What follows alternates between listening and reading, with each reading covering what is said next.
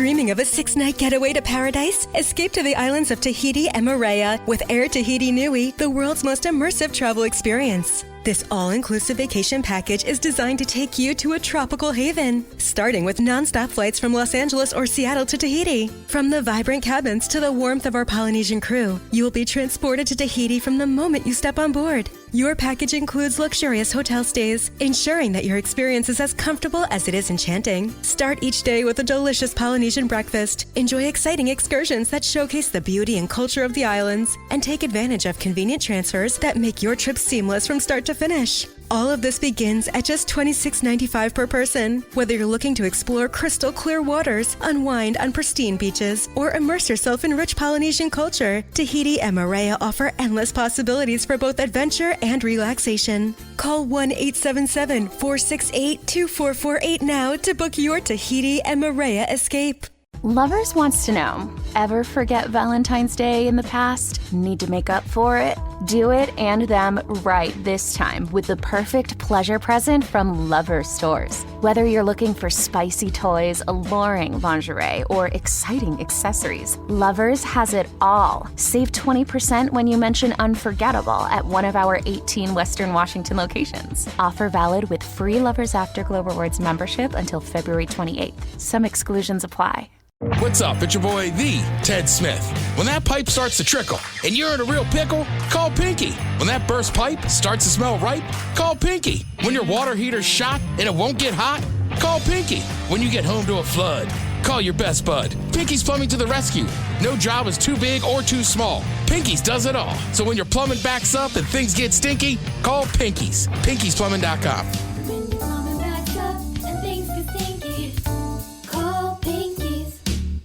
Are you a bartender that dreads the phrase, "Hey, can you put the game on?" At Sports on What, we understand your pain and we're here to help. Over-the-air, satellite, cable, or streaming, Sports on What knows what channel the game is on, and you can too. Follow your favorite teams, set alerts, and filter by provider to get the results you need. Stop wasting time searching and never miss kickoff again. Just download the Sports on What app, and you'll always know how to watch the game. Available for Android and iOS. Start your 7-day free trial when you download Sports on What and subscribe today. And now, here's the question. Hola, bitches. Good day to you and yours. All right, the first camera phone was introduced in 1997. And for the last 28 years, the more self-absorbed among us been taking selfies every single chance they get. And believe it or not, there's about 500 selfie-related deaths a year. And most of them occur by falling from heights and or drowning. And then there are those people who just make really, really stupid decisions. For example, a guy in India, he wasn't content with just taking a picture of a lion. Oh, no. He wanted a selfie with Simba, so he jumped into the lion enclosure and was promptly mauled to death because the lion, it turns out, was a lion. Now, that's not how I would want to go out, but on the other hand, a woman in Thailand, she had the once-in-a-lifetime opportunity to bathe an elephant at an elephant care center. Well, long story short, it was a once-in-a-lifetime opportunity because the elephant gored her to death. Still not sure which method of death is worse, a lion mauling or an elephant goring, but lucky for us, it's just a rhetorical question. And then do you guys remember Aaron Ralston? Aaron Ralston. If I said he was the inspiration for the movie 127 Hours, you go, oh yeah. He's a guy whose arm was trapped under a boulder for 127 hours in Utah until he performed a self-amputation for himself. Well, it's an old story, but it's happened specifically because he did not want to die. Now we have the story of a doctor who got a vasectomy as a gift to his wife. The thing is, he performed the vasectomy on himself. Oh, that is correct, yes. So now I'm asking myself, cut my hand off or perform my own vasectomy.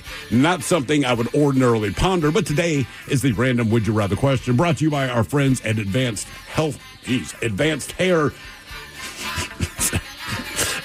Hair Restoration. Kind of a mouthful this morning. And that's why today we're doing the random Would You Rather question. You call us. We will pose you with just 2 rhetorical scenarios. You tell us which scenario you'd pick and, more importantly, why. To be a part of the big show on the random Would You Rather question, call 206-803-ROCK.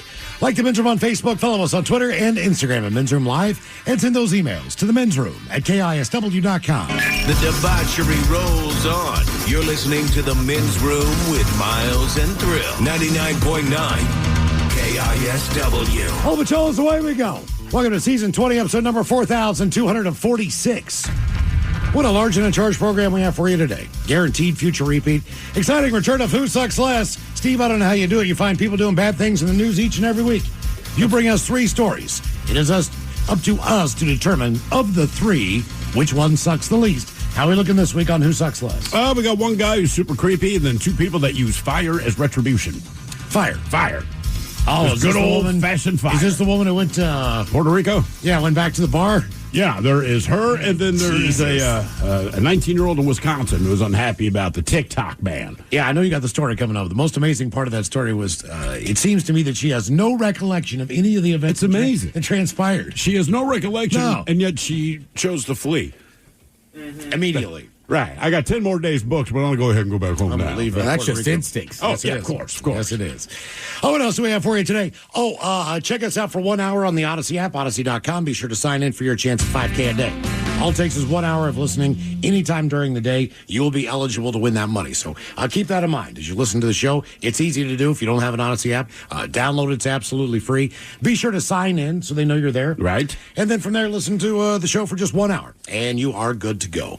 Oh, what else do we have for you today? Oh, it is the random Would You Rather question. Would you guys like a little sample here? Sure. What do you Try got? it out. What we're getting into today. Okay. Why don't we just start with this one? Would you rather have only used toothbrushes or used underwear at your disposal for a month? Is this someone else's toothbrushes and underwear, I'm guessing? That is correct. Okay. Honestly, to me, that seems simple. It does. Toothbrushes. I thought it was simple. I go underwear.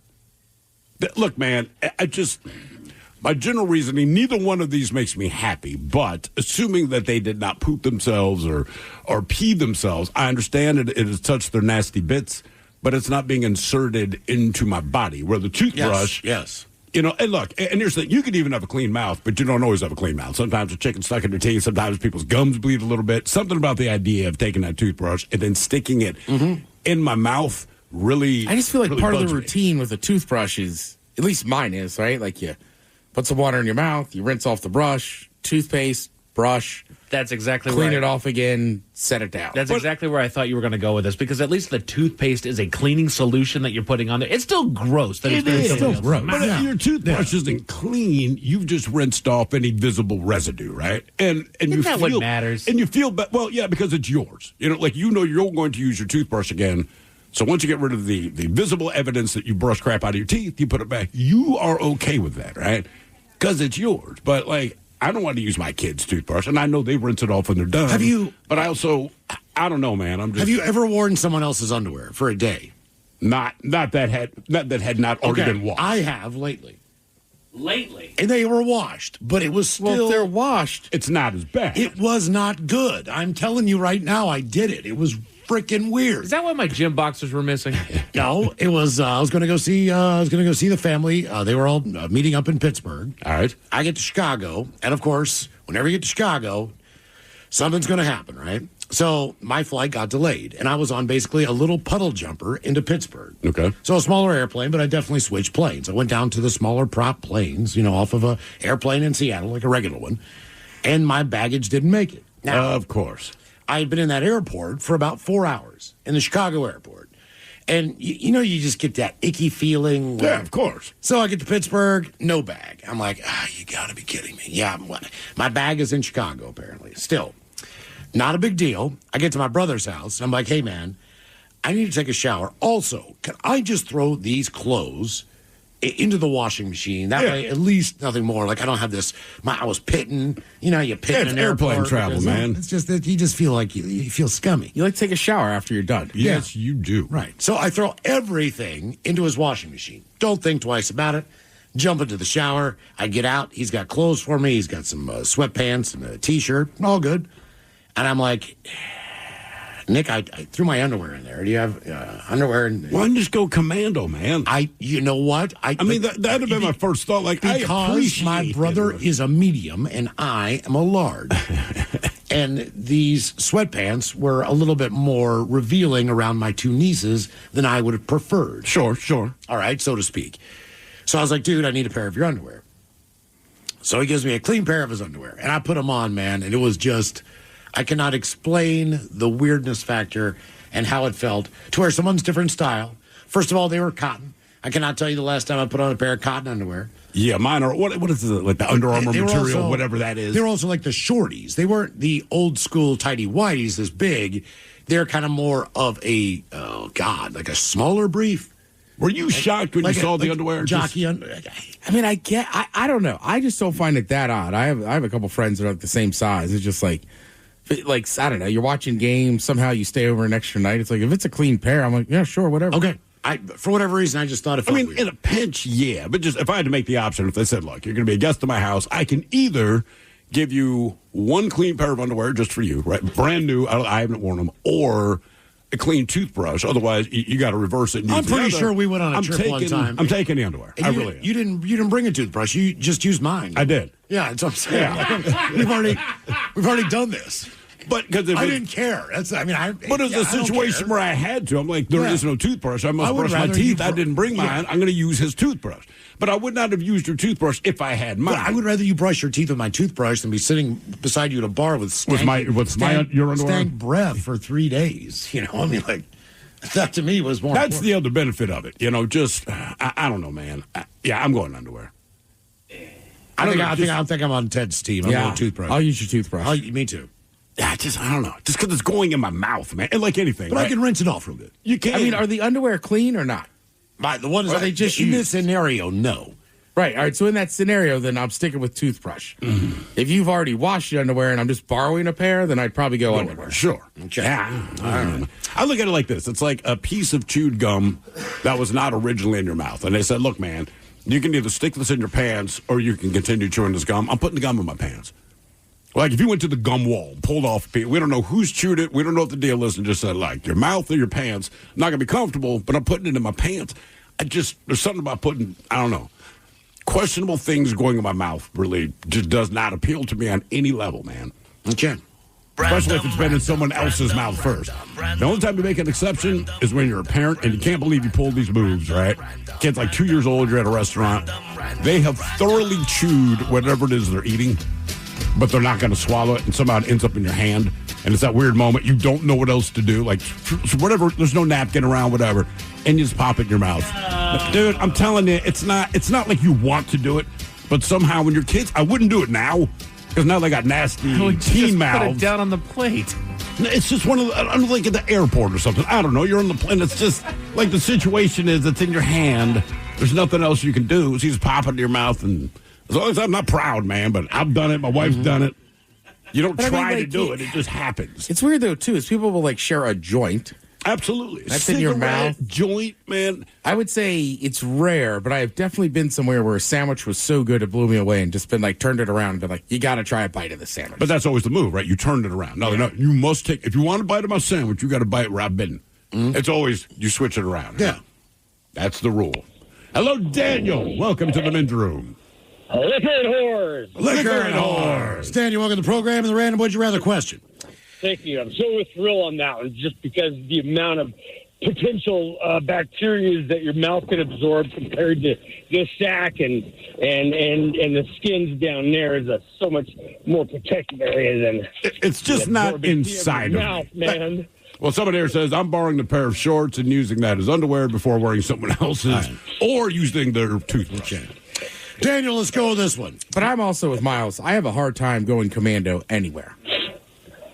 Yeah, I mean, I had my zipper incident, but if I had jeans on or pants that zip and button, commando wouldn't bug me. But in sweatpants, you're running the risk. It was not big baggy sweatpants. It was the cut of the sweatpants themselves. They were more tapered, so to speak. Your brother's into tight stuff down there, isn't he? Well, he's a skinny dude. Tiny guy. Yeah, he's a skinny dude. I just don't trust myself.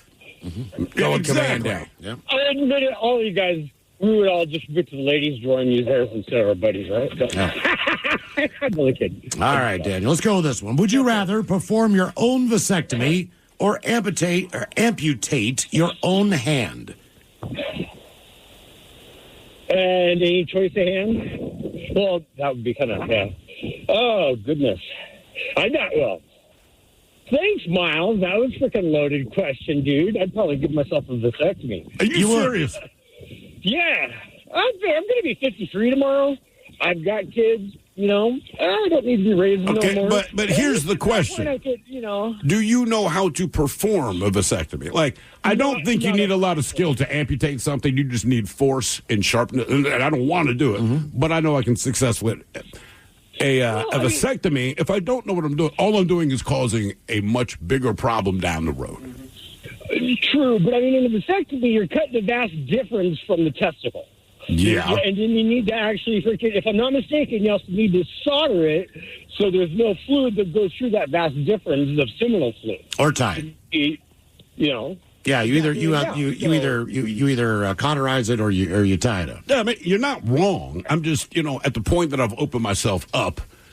Anytime I see any kind of surgery thing, everything's just red because it's covered in blood. Yeah. And much like the guy that's trying to disarm the bomb underwater and they're like, pull the red wire. I'm like, I'm not sure. I got to make sure it's the vas deferens, right? But I don't have a guarantee that that's the thing that I'm You got a lot of nerves down there. Where my hand. Remember when I had the know where my hand Do you remember is. when I had the complication with my vasectomy? Yeah. You saw what happened. Yeah, your testicles look like minute bowls. Right. Trust me, I've been through that before. You do not want to enter that. I'm almost to the point where I'd take off my own hand, not knowing what I'm doing down there. In this scenario, I go with my hand. And granted, both of these stories are much different situations, but still, out of the two, I'm taking my hand. Story one. Taiwanese plastic surgeon. He's been getting a lot of attention. He shared a video of performing a vasectomy on himself for social media, which he says is a gift to his wife. Chin Wei Nong, a father of three who works at a plastic surgery clinic in Taipei, went viral after sharing a rather unusual clip on his Facebook and Instagram profiles. To put his wife's mind at ease, the young doctor decided to get a vasectomy and to make sure there was no risk of botching the procedure. He did perform it himself. He recorded the entire process for educational purposes. Yeah. And he presented a list of 11 steps involved in the operation. Chen got local anesthesia, then started working on himself, so to speak. Because operating on yourself isn't very common, a procedure that usually takes about 15 minutes ended up taking an hour. But it was a success. It was a strange feeling to touch and suture my own urethra. How was it? In the case of female fallopian tube surgery, it's very difficult, but in the case of men, it's relatively easy because the problem is basically solved by finding the vas deferens externally and tying it. Well, his video went viral in Taiwan, getting over 4 million views in just a few days. Wonder if there was any copycats. 11 steps? Well, that's the part I don't like about it. Like, fine, you want to do that thing, do your thing. Don't explain to people their DIY vasectomy. Right, I'd rather tile a bathroom backsplash than... The Taiwanese doctor said he experienced some pain and discomfort on the night of the surgery, but he was fine when he woke up the next morning, as he was dubbed the bravest man in Taiwan. Doing them all. I like that. Yeah. That's the bravest dude in this country. Mm-hmm. Whether you know what you're doing or not. Now we have the story of Aaron Ralston. He was climbing the Blue John Canyon in southeastern Utah when he accidentally dislodged a boulder. You know the story. His arm became trapped. And after being stuck there for 5 days, having made his way through his food and water rations, unable to call for help, the 27-year-old made an impossible decision to cut himself free. On the 6th day, he sawed the arm trapped by the boulder, and he saw that it began to decompose. After accidentally slicing the tip of his thumb while trying to chip away at the boulder, he had a sudden realization. It ripped part of the skin off of my thumb, kind of like the way an old blister will rip away. And so it made me curious. And I started prodding around. I stuck the knife down in at my thumb at that spot. It slid in like I was just sliding it into a pat of warm butter. It went in, I couldn't feel it, but it went in about half an inch. And then this hissing sound of gas, the decomposing gases releasing from inside my arm. Think about that. Where they had been building up as my arm had been decomposing over those 5 days. That kind of threw him into a panic mode. You don't say. He said it was appalling. It was a gruesome concept that my hand was decaying while still attached to my body. So I started yanking my hand, my arm. I was giving it everything I had. And as I was twisting myself around to try to slide the arm up and down, suddenly it came to him, an epiphany. I could break the bones because my arm was caught so tightly that I could torque myself. So using his body weight, he slammed himself against the opposite wall of the canyon, snapping both the bones with a sound reverberating throughout the valley. Thankfully, they broke in the same spot, close to the wrist. I said to myself, here we go, Aaron. You're in for it now. And then I took my knife and using a handmade tourniquet, I was able to cut through the remaining nerves and muscle. He described the sensation of freeing himself like a fire, which spread throughout his arm, but eventually he escaped the ordeal. He said, I fell down and I was free. It was the happiest moment of my life. There will never be a more powerful experience for me. After hearing his story, I might go vasectomy. They put that snap, the sound of that snap in the movie, and I had to walk away. Really? Oh, yeah. I was getting lightheaded. Reverberated throughout the canyon. Did they do the echo effect? I don't know about that much, but I know that he kind of torqued himself, and then all of a sudden you hear the I gotta go. More of the random Would You Rather question coming up, 206-803-ROCK. 99. Hiring is a lonely business. Posting jobs, sifting through resumes, interviews with unqualified applicants, being ghosted. What if you could link with dozens of qualified candidates who are ready to work right now with just one connection? That's Express Employment Professionals. Find us at expresspros.com. One connection, the workforce you need. Problem solved. Express Employment Professionals. expresspros.com. Yeah, sure thing. Hey, you sold that car yet? Yeah, sold it to Carvana. Oh, I thought you were selling to that guy. The guy who wanted to pay me in foreign currency, no interest, over 36 months? Yeah, no. Carvana gave me an offer in minutes, picked it up, and paid me on the spot. It was so convenient. Just like that. Yeah? No hassle. None. That is super convenient. Sell your car to Carvana and swap hassle for convenience. Pickup fees may apply. Plug in a Hyundai EV and the extraordinary happens. From the charge time and range in the Ioniq 5 and 6 to the adventurous spirit of the Kona Electric to the 601 horsepower Ioniq 5N. Hyundai EVs make the extraordinary electrifying. There's joy in every journey. EPA estimated 303-mile driving range for 2024 Ioniq 5 SE SEL Limited rear-wheel drive and 361-mile driving range for 2024 Ioniq 6 SE long-range rear-wheel drive with fully charged battery. Actual range may vary. Visit HyundaiUSA.com or call 562-314-4603 for more details. Is your team at work feeling a little disconnected? Maybe the workflow's not flowing? Try Confluence by Atlassian. Confluence is the connected workspace where teams can create, organize, and deliver work like never before. In Confluence, teams can whiteboard their vision for any project, easily create or access the relevant pages and resources they need, and discover important context they might not even know they need. Plus, AI helps teams jumpstart brainstorms, organize information, and connect workflows, so teams can move efficiently and create alignment with ease. In fact, with Confluence, teams can see 5.2% average boost in productivity in 1 year. So if your team lacks confidence, try Confluence, the connected workspace where teams can do it all. Set knowledge free with Confluence. Learn more at Atlassian.com/confluence. That's ATLASSIAN.com/CONFLUENCE. This podcast is brought to you by Kleenex Lotion Tissues. You can't predict sick days, but with Kleenex Lotion Tissues, you can be better prepared for them while helping keep your skin healthy. Whether it's a surprise sneeze or a stuffy nose, it's always good to have something gentle on hand. Kleenex Lotion Tissues moisturize to help prevent skin irritation while you're battling those unwanted cold and flu symptoms. It's extra care when you need it most. I mean, why not have one less thing to worry about when you're not feeling your best? For whatever happens next, grab Kleenex. 9.9 KISW. The shenanigans continue. This is the Men's Room with Miles and Thrill. 20 years on this fine radio station. 20 years. One of the most classic rock radio stations in the country. KISW. It's been 20 years. And with that, we've got a 20th anniversary lager from our friends at Black Raven Brewing. We're throwing a launch party on Friday, February 7th. Invite you to be a part of our live broadcast from 2 to 6. As always, it's absolutely free. Want to try the beer on draft? Come on up to Black Raven in Woodinville. Join us for a fun afternoon, man. Oh, yeah. Always a good time up there. Always get treated well by all the listeners, all the staff. It is a fantastic party. Mike had a blast time that we were there. We're going to have a blast. I had a ton of fun during the broadcast. Yes, you did. Yeah, you did. You really, really did. Yeah. Mike, we could be on this station another 20 years. You'll never live that down. I won't. It's Friday afternoon, man. Do a little happy hour with us. Yeah, why the hell not? Be a part of the live studio audience and try the beer and know that it goes to a great cause, which is the 3 Fisher House locations in our area. So the money goes to a great charity. Of course, we will have the Men's Room IPA in the bright yellow can there as well. Yeah. You like IPA, you got lager, you like any kind of beer. I'd say get any beer you want. Black Raven's got you covered. They do Seriously. a great job. If you're a Pilsner person, pick up the Black Raven Pilsner when you go to the grocery store. In my mind, it's one of the best Pilsners you can buy, period. I think it is. I'm not typically a Pilsner guy, right? I mean, look, I like beer, but like anything, I'm like, man, I don't like Pilsners. My wife said, man, seriously, try it. I tried it. I'm like, it's just a great beer. It does not matter what style it is. It's just a great beer. They've got a great lime Pilsner as well. So whatever your style of beer is, you're going to really like the lager. It is crisp.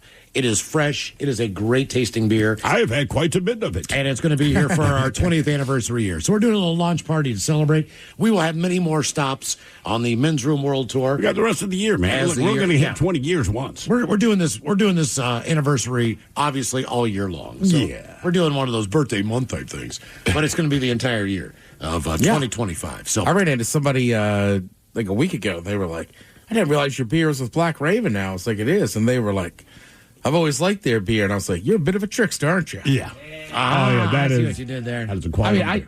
To be that honest, before they started making our beer, Trickster was probably their beer I drank the most. Okay. Yeah, absolutely. I had a moment like that before the national championship game on Monday night.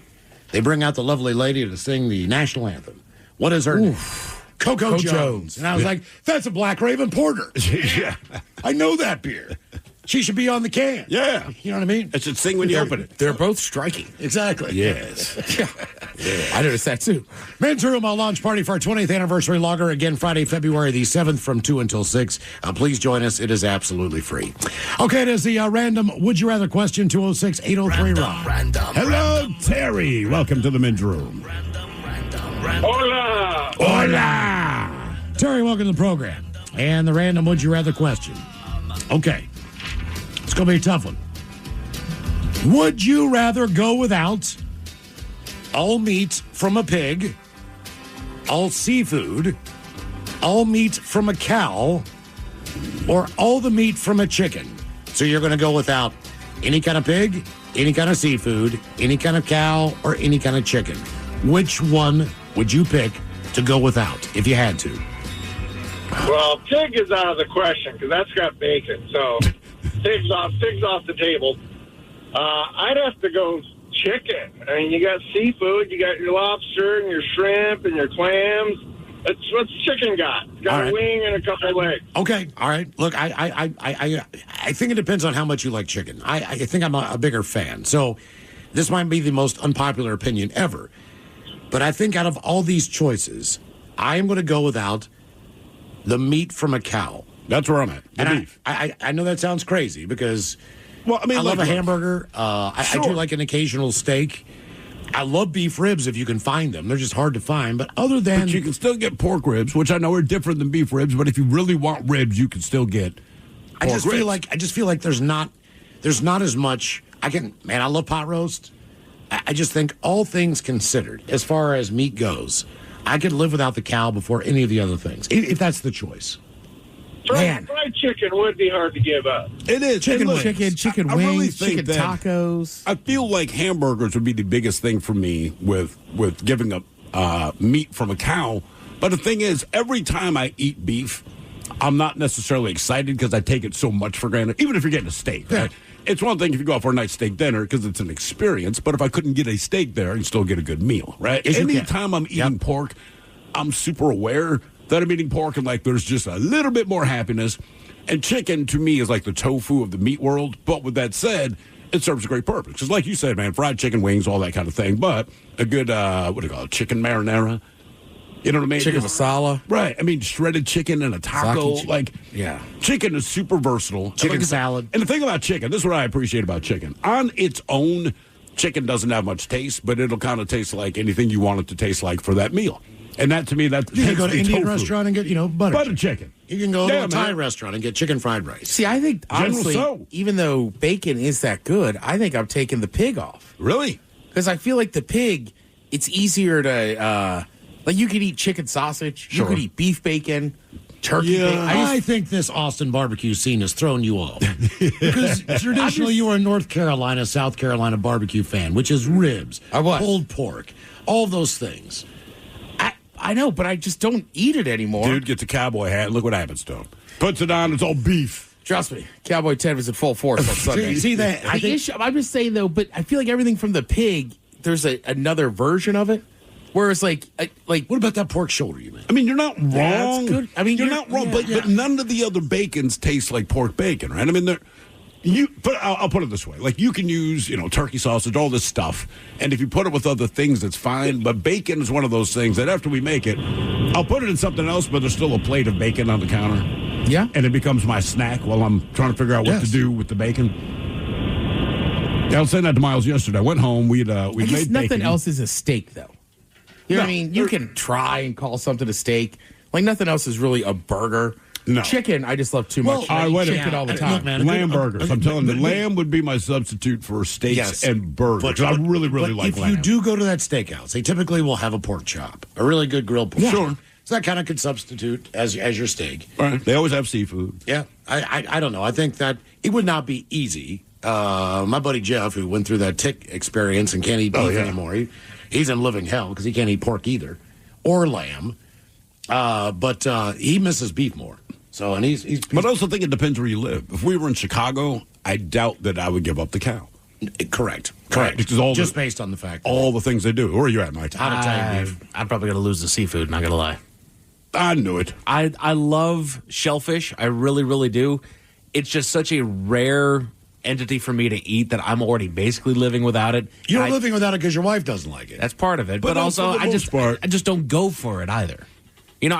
Most people don't do like clams and mussels at home, even if you like it, and it's fairly easy to do. Mm-hmm. They're real easy to do. Maybe once a year, I had mussels do last it night at home. But when you go to the restaurant, I'm absolutely getting that. But to your point, I probably eat seafood the least. Sure. But I'm so happy when I eat it. It's a treat, absolutely. I love fish. I love shellfish and all that. I really do. It's just I never eat it. So if it never came back, it would be what it would be. And also, too, if I ever make turkey burgers, I forget how good they are. Now, granted, the problem is you can't go to McDonald's and get a chicken or turkey burger. So the fast food thing, that would change the game. Red Robin's got a decent chicken burger. Now I'm a chicken sandwich guy. You're right, but I can get everything. But with Shaq's Big Chicken, which I think is tremendous, Chick-fil-A, there's a couple of spots where Popeye's fried chicken. Chicken sandwich is dope. Now, when you bring up chicken, someone here has no eggs. Would that include eggs? Ooh. Or are we making eggs separate? This is just we're just going with meat. Meat from a pig, seafood, meat from a cow, or meat from a chicken. So in that instance, I mean, look, it's a tough question. Maybe it's just the fact of getting older too, and the doctor's like, don't eat so much bacon and sausage. By the way, they also say red meat. Yeah, actually, they say about pretty much every damn thing. By the way, whoever texted that in, you can buy chicken breasts now boneless for cheaper than you can buy eggs. Yeah, no kidding. Yeah, I mean, that's serious. Somebody here says, every weekend my wife cooks up a mess of bacon so we can snack on it through the week. We call it meat candy. It kind of is. Mm-hmm. But nobody's saying we don't like bacon. Right. I'm just saying you got to really think about it. Well, wait a minute. It was just a month? Oh, this is for life. Forever. Yeah, this is it. So I just feel like pork would be the easiest to give up. Okay, some little things. Like you think I'm happy eating turkey bacon. I know you're not happy, man. Good, right? I like a chicken sausage. I didn't choose this. Ted, you just want the cheese pizza. Chicken sausage. Think about like pepperoni. Yeah. Right, you know what I mean? Like pepperoni, and we always have that in the fridge, and much like bacon, that's one of the snacks I eat while the fridge is open. You know what I mean? You know what? You're right. I forgot about cured meats. That's the thing. Like, cured right, there's meats, always salami. It's just a snack. It's never my meal. I mean, even with a plate of bacon there, like I'll grab 2 pieces of bacon, I got the fridge open trying to figure out what I want to eat, and I end up eating 6 slices of bacon before I finally make something that has nothing to do with bacon at all. Mm-hmm. You know, the pepperoni that's in there. Turkey meatballs are great. You can make that as a substitute if you're making pasta. They're not great, but the sauce makes them fine. Correct. I mean, at the end, Mike might be right because like seafood's definitely the one you eat the least of. But for God, sure, I love it so much when I'm having it. Would you even go back to the East Coast then? Honestly, if the doctor said you can't have shellfish, once a year I try to go back to Baltimore for a Ravens game, right? And I mean, when I get there, and it's only about 3 days, but I realize every meal I eat involves crab. Not on purpose. It's just that's what I'm going to order. I wouldn't even fly back. I could not be surrounded. by all that crab and all the seafood there, man. I wouldn't go to New Orleans again. Mm-hmm. You know, I just... So back to the egg comment. I started to get into making my own deviled eggs. All right. So I've been doing this now for like a month. I know it's crazy. I've never made deviled eggs in my life. I don't know anyone who lives alone who makes deviled eggs for themselves. Oh, my God, man. I pop those things and pop like 2 or 3 in the morning for breakfast. Shoot. The trip Tuesday I was... night, that's deviled egg night. Man. Hey, look, in Miles' defense, Man, the trip I was just on, my one buddy texted the group thread. Yeah. Good news, I have champagne and deviled eggs. So then when we're driving down, I go, why do you have a cooler back there? And he goes, for the deviled eggs. And I said, look, straight up, I thought it was a weird drug reference. Right. I was like, you made deviled eggs? And he's like, yeah, man. So kind of like Miles, and we kind of stacked on deviled eggs. They're great. They are delicious. They are great. The problem with deviled eggs is, man, they're delicious. Everyone likes them. It's not that they're hard to make, but it's so time-consuming to make. They're not that bad. That's what I figured out. Once they're done, you devour them all. You know, if it takes quickly. They're gone, man. Like, my wife, and she'll make me almost have to leave the house. Like, if she's making deviled eggs because people are coming over. It's like frying bacon. There's no other equivalent. As soon as she's done, I'm going to start eating them before anyone shows up. It's a fact. I wait for mine to chill for a couple hours first. That's fine. Dude, I'll tell you what, our buddy Ryan Castle, I mean, he makes some great deviled eggs. But I have been at a Super Bowl party where he made them, and literally, like, I had one, he had one, and then he was like, just eat them if you want them. Yeah. Right? Because you could see people circling around, and it's like, let's say the party started for a 3:30 game at 1:30. If you weren't there by 2, those were gone. Yeah. Deviled eggs at a party, it's like chumming around sharks. Because you're right. Everyone gravitates to it. Everyone just kind of circles around. There's one bar in Fremont, man. They're 4 deviled eggs, or 2 eggs. But how much do they charge for those deviled eggs? Well, they used to have on the menu, but now it was perfect because you just get a couple beers, man. You pop a couple deviled eggs. You're not really hungry. You're still trying to figure out what you want for dinner. Doesn't really ruin anything. They're not making them anymore. I know. Like there's a couple restaurants that had them, and they don't do them. Kind of like Beth's Cafe. Because it's so expensive. I don't know if Beth's Cafe can even exist without the fact that they're making like an 8 or 12 or 10 egg omelet.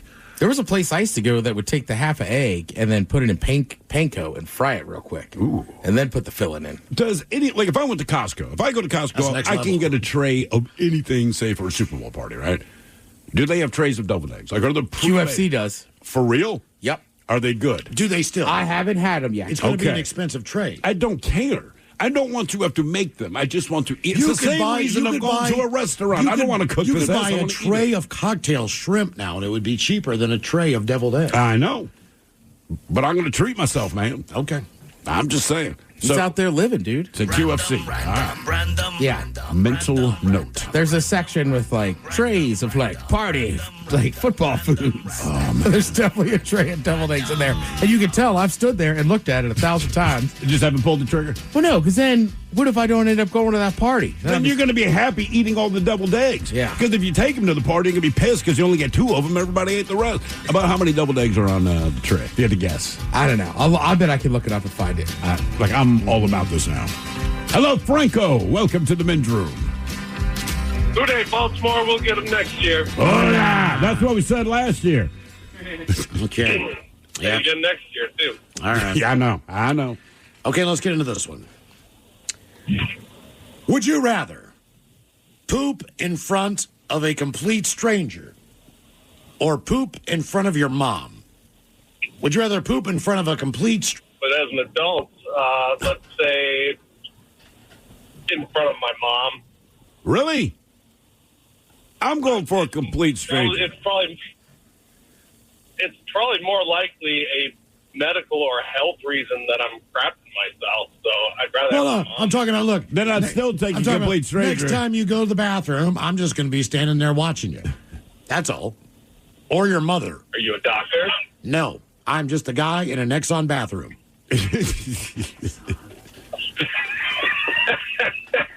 Or I guess Shell these days. I think you got other problems, Miles. Yeah, I'm picking a stranger. Where do you hang out? Because one, I feel like my mother somehow would be critical of, I don't know. Why do you make that facial expression? Why did you wipe that way? What, like, and the stranger just like, nice turn, just do your bro. thing, man. I just feel like that breaks the ice, though. Because you're right. Your mom is going to make comments about it. She's going to have it out about it. However, that kind of puts me more into clown mode than it does like, I'm just pooping in front of a stranger. You right. know, I can lean into that, as it were. I'll probably never see this person again. Probably. Until I walk into a restaurant. I'm like, that's the dude that watched me poop. Or you're going for a job interview, and that's the guy interviewing you. Oh, my God. Look, I have this for you, right? In May, I was in Provincetown, Cape Cod. All right. What's that? Oh, God. The oldest bar there is called Old Colony Tap. It is massive thunderstorms, whatever. My uncle, who doesn't really drink, he goes, we'll go get a pint, get out of this storm. You go in there. I mean, there's light fixtures hanging from the ceiling. There's no way anything's up to code. So finally, after a couple Guinness, I go, I'm going to go to the bathroom. You turn the door. There's no door. There's a sink, a urinal, and at the end of that is a toilet. Oh, so it's all open. All open. So my question is, what's more awkward? If I'm sitting there pooping and you come in and it's like, oh, hey, or is it more awkward for the guy that came in and has to stare, like try to pee while you're pooping? I'm going to the bathroom. I'm going to the bathroom. And the other thing is this, man, and I truly believe this, and I think most people would agree. So pooping in front of a stranger can happen. Because I don't feel like the stranger would also choose to have conversation with me. But when I'm pooping, I try not to speak to people when I'm pooping. I think most people are that way. I just know my mother. I know most mothers. I feel like they would take this opportunity to bring you up to date on Aunt Diane or something. My mom would be like, are you okay? Right. They want to engage in conversation. Where the stranger, it's like, it's kind of understood. We're not going to speak to each other. We're both aware of the awkwardness. So let's let it go. Mondawmin Mall in Baltimore, which was ride started in like 2015 or something. It's kind of this rundown mall, but they have this massive bathroom, but there are no doors in front of the stalls. And basically, as soon as you walk in, from your left all the way to your right, say there's 12 stalls, and everyone in there is pooping. Because if you got to pee, you use the urinal. And I remember I had to poop, and it was horrible. And I sat down, and it's like being in jail. There's just nothing you can do because the guy who's waiting for the toilet, they're just kind of leaning against the sink. They're not quite making eye contact with you, but you're looking at the front of them. Okay. Other reason we asked on the Would You Rather question about pooping in front of a complete stranger or your mother, kind of a poop study was done. In the new study, 32% of Americans say they feel completely comfortable pooping and passing gas in front of their significant other. Well, sure. So you could have your wife getting ready in the bathroom while you're pooping. I'd prefer she didn't, but I could do it. Okay. I think she would also prefer she didn't, but yeah, I could do that without being embarrassed. That means 2/3 of people would rather not do that. Essentially. I mean, I'd rather. It doesn't bother me. I will say this: when my wife was giving birth to my son, they doped her up, so she's like, "Look, I can't feel anything from my waist down." So when the nurse was like, "Hey, you need to push and all this," she's like, "It's kind of tough to do when you can't feel your own muscles." Right. So the nurse said, "Hey, just pretend like you're pooping, push those muscles." And all I said, and I'm right there. All I said was, "You followed directions well." And then the nurse hit me in the shoulder. I just want to let her know she's pushing the right place. It's not a baby, but you clearly... Some got pushed. Not unless the baby comes out there. And I've never had that angle on it. Yeah. That was different. Look at this. 60% of women admit to feeling uncomfortable going number 2 in a public restroom if other people are around. Men about 45%. 51% of women say they generally try to avoid public restrooms altogether. Well, if you can. Yeah. But women also have to sit. As a guy, at least even if the bathroom's gross, I don't have to make contact with anything. That's such a big difference maker. We've had the conversation about peeing in the shower. But about 1 in 20 people did confess to having defecated in the shower. Jeez, man. 5% of women, 7% of men have owned up to it. What? I just said they have you ever pooped in the shower? No. I did last year. Really? Would you waffle stomp it? No, it was not good. I was sick, and it just you couldn't do anything about it. No it. stomping needed. The best place to be. No stop. Yeah, that was bad. More of the random Would You Rather question coming up. 206-803-ROCK. Presented by T-Mobile, the official wireless partner of Odyssey Sports. With an awesome network and great savings, there's never been a better time to join T-Mobile. Visit your neighborhood store to make the switch today. Every week on the Moth Podcast, we share stories that are funny, strange, heartbreaking, and above all, true. I myself have been married for 56 years. Unfortunately, to 4 different women. It turns out the people I was looking for all my life is what you people would call nerds. Follow and listen to The Moth on the free Odyssey app or wherever you get your podcasts. Dreaming of a 6-night getaway to paradise? Escape to the islands of Tahiti and Moorea with Air Tahiti Nui, the world's most immersive travel experience. This all-inclusive vacation package is designed to take you to a tropical haven, starting with nonstop flights from Los Angeles or Seattle to Tahiti. From the vibrant cabins to the warmth of our Polynesian crew, you will be transported to Tahiti from the moment you step on board. Your package includes luxurious hotel stays, ensuring that your experience is as comfortable as it is enchanting. Start each day with a delicious Polynesian breakfast. Enjoy exciting excursions that showcase the beauty and culture of the islands, and take advantage of convenient transfers that make your trip seamless from start to finish. All of this begins at just $26.95 per person. Whether you're looking to explore crystal clear waters, unwind on pristine beaches, or immerse yourself in rich Polynesian culture, Tahiti and Moorea offer endless possibilities for both adventure and relaxation. Call 1-877-468-2448 now to book your Tahiti and Moorea escape. Lovers wants to know, ever forget Valentine's Day in the past? Need to make up for it? Do it and them right this time with the perfect pleasure present from Lovers stores. Whether you're looking for spicy toys, alluring lingerie, or exciting accessories, Lovers has it all. Save 20% when you mention unforgettable at one of our 18 Western Washington locations. Offer valid with free Lovers Afterglow Rewards membership until February 28th. Some exclusions apply. What's up? It's your boy, the Ted Smith. When that pipe starts to trickle and you're in a real pickle, call Pinky. When that burst pipe starts to smell ripe, call Pinky. When your water heater's shot and it won't get hot, call Pinky. When you get home to a flood, call your best bud. Pinky's Plumbing to the rescue. No job is too big or too small. Pinky's does it all. So when your plumbing backs up and things get stinky, call Pinky's. Pinky'sPlumbing.com.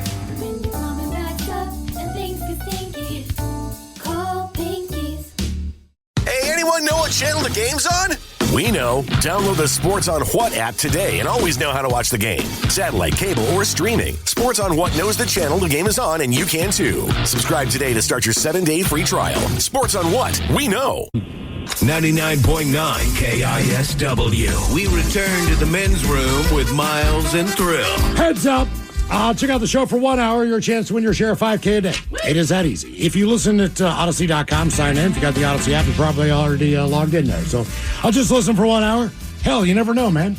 Might be your day to win $5,000. Just download the Odyssey app. It's absolutely free and listen for 1 hour. All right, so random would you rather question. I'll give you guys one. Would you rather be in jail for 5 years or be in a coma for a decade? In jail for 5 years or in a coma for a decade? Coma. If I did not have kids, I would have picked coma instantly. I'm going jail. See, kids ruin everything. And is it am I like in a state jail, or am I like in a prison? I'm just assuming prison, right? Yeah, just straight up 5 years. Prison. Jail seems like you're in there for a weekend, couple weeks. Prison seems like you're in there for. Difference between jail and prison, yeah. I'm going jail. I'm going prison. Why are you going prison? Because yes, if you're in a coma, you don't realize how much time is elapsed. Sure. You don't realize, but you also lost a decade of your life. Mm-hmm. So no matter what, the jail experience, prison experience could be awful. It could be life-changing, obviously. But I still have those extra 5 years when I'm done to live my life. And I believe that prison, although it would be a horrible experience, would very much be a learning experience in a lot of different ways, as far as just I can make wine on my toilet. How I come out of there. You know, as far as what I appreciate. How many new tattoos you have. I just wake up in a coma, I go, what happened? Why is 10 years gone? But when I get out after 5 years... The Commanders are good again? I have a new... Who's the president? I have a new lease on life. Twice? I have a new lease on life.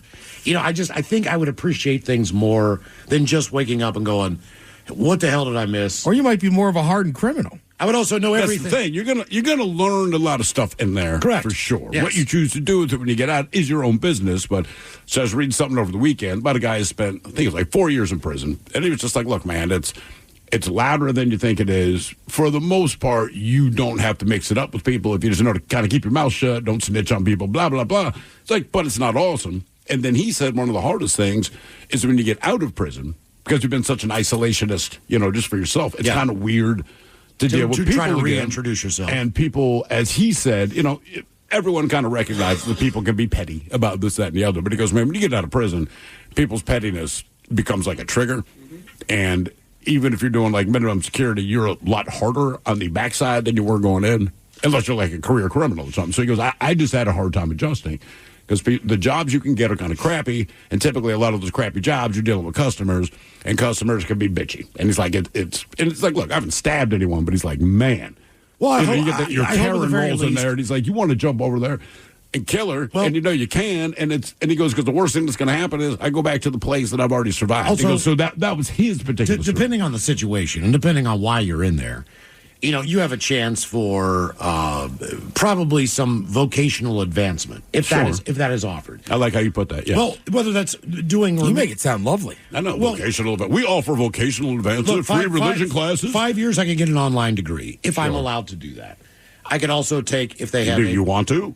Well, if that's an option to be able to do that, absolutely. I would look into something where I could get a degree in something that I'm just interested in. So maybe when I get out, like locksmithing, so I can get out of here.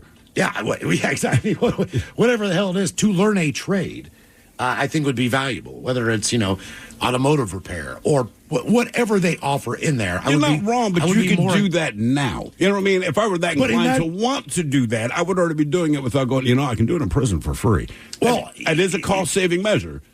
You just that would be the job you had while you were in there, other than your other duties. So to me, it's like, when you're on the outside, it's kind of hard to have a job and then also kind of try to pursue that at the same time. As far as time goes, sure. Yeah, so it's more just time management. But I don't think when I wake up from a coma, like, you're right, you've lost 10 years of your life, but the flip side is, like, I don't have any bad memories. There's no, you know. I'm sure I pooped in front of a lot of people, but I was unaware of it, so it kind of didn't matter. The worst part. Yeah, but you're 65 now, and you've just lost 10 years. Yeah, my kids, they're just so much older. I'm out at 60. I know what's going on in the world. I think if my kids were like 30, I would take the coma. Because between 30 and 40, yeah, things change in life, but it just kind of is what it is. But between 14 and 12 and going to 24 and 20, life is entirely different. I mean, but that's and I don't want to your miss kids that. want to talk to you. That's another tough part about jail and prison. Some people get out and the family doesn't want anything to do with them. I mean, it depends on the crime.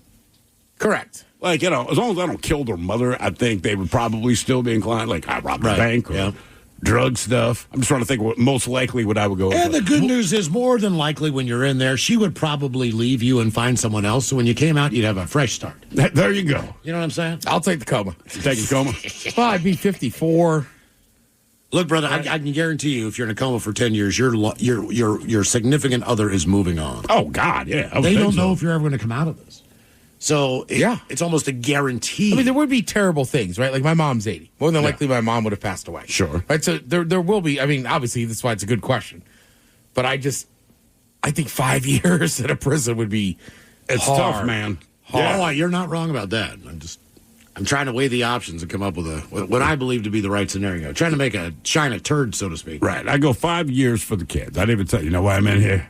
For you. What is their cutoff, by the way, for saying we don't know if we'll get out of a coma? Because a lot of times they're like, look, you can do medically induced. We understand that. They're in control of it. But let me rephrase it. At what point do they say you might want to start making a living? I believe that has more to do with 2 years. That is has it more to do with your insurance probably than it does the doctor's decision. Yeah, because I'm sure that they can keep you, physically alive during that time. You start looking at the. It's a matter of would they. Oh, your insurance ran out. Right. Yeah. You had a pre-existing coma condition. Because you're in a coma. I mean, I don't know. Now you're convincing me a little bit because you're right. Prisons do all for thing, and there is levels of it. Sure. It's like I know a couple people that did 3 years in a federal pen, but it was like white collar stuff. Right. If you go to jail for that, it's definitely different than other things, right?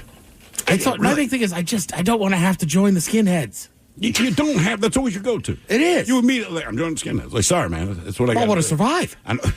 Yeah. Well, I mean, is that always the case? Do you necessarily have to leave? I feel like if you're at a max, I could be wrong. Somebody hearing my voice, unfortunately, has been to prison. But I feel like if you're at like a high security prison, you gotta click up.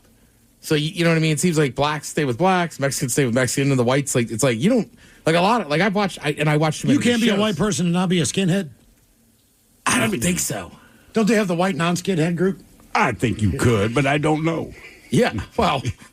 You don't have to. Yeah, exactly. It's entirely your problem, Ted. I don't know what to tell you. As we're folding laundry together, like, have you clicked up yet, man? Even if they told me, man, you got to have a swastika on your shoulder, you know? I mean, yeah, and then I have to go ahead, because then I'm going to get a cover up when I'm. Then I have to whisper like through the laundry, like, I still like you, dude, but I want to survive. I get it, white boy.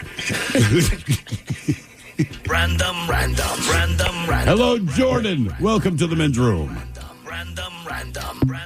Oh, goodbye, Jordan. Oh, no, that's the phone system. Oh, if you're on hold on the random Would You Rather question, call back 206-803-ROCK. Not the worst thing in the world. You don't have to worry about giving up any of the meats or seafood now because I'm in prison. You're eating slop. I don't have a choice. Yep. What are you picking, Mike? I'm guessing you're taking the coma. No, I think I might have to go to jail. I can't see you clicking up. No, I wouldn't. I'd be that guy that would just be isolationist because you know me. I keep my mouth shut, my head down. Like, I'm going to go find a corner somewhere and just try to stay out of trouble. And I feel like I'm going to try, and I'm probably going to fail. It's going to suck. I'm not going to do well. I'm not going to lie on that. But 10 years in a coma, there's so much that I've missed, and I don't get to get that time back. Not to mention the medical bills are going to be outrageous. So that's the worst part of it. Wait, how much do I owe you? Yeah. Okay. All right. I got one for you. While we're waiting for the phone lines to reset there. Would you rather be married to a good-looking, super intelligent genius who is poor, or a hideous, major, dumb idiot who is rich? So, a good-looking, super intelligent genius who's poor, or a hideous, major, dumb idiot who is rich? I'm going to take the idiot. You're going to take the idiot? I'm going to take the idiot. Yeah, for sure. Look, man, or not the idiot, I'm sorry. I'm taking the sexy genius. You're taking the intelligent genius who's poor. You can be broke, I don't care, because if you're that hot and you're that smart, like, you're someone I want to be around. Because if I'm with my sugar mama, who is hideous, she looks like, Mama June or whatever from that show, but she happens to be loaded. Like, I know what you need me to do, and I'm just not prepared to do it. I couldn't do it, and it'd be like, look, it happens to every guy. It's like it happens to every guy you're with because you look like this. Yeah. It's not normally a problem. I can get an erection. I cannot get an erection for you. Here's a good example. All right, you're living in Hawaii. All right, you are with Roseanne Barr. She's loaded. She is rich. I don't find her to be attractive. No. I don't agree with a lot of the things that she says. Correct. Especially when she takes Ambien. Really bugs me. But she's rich.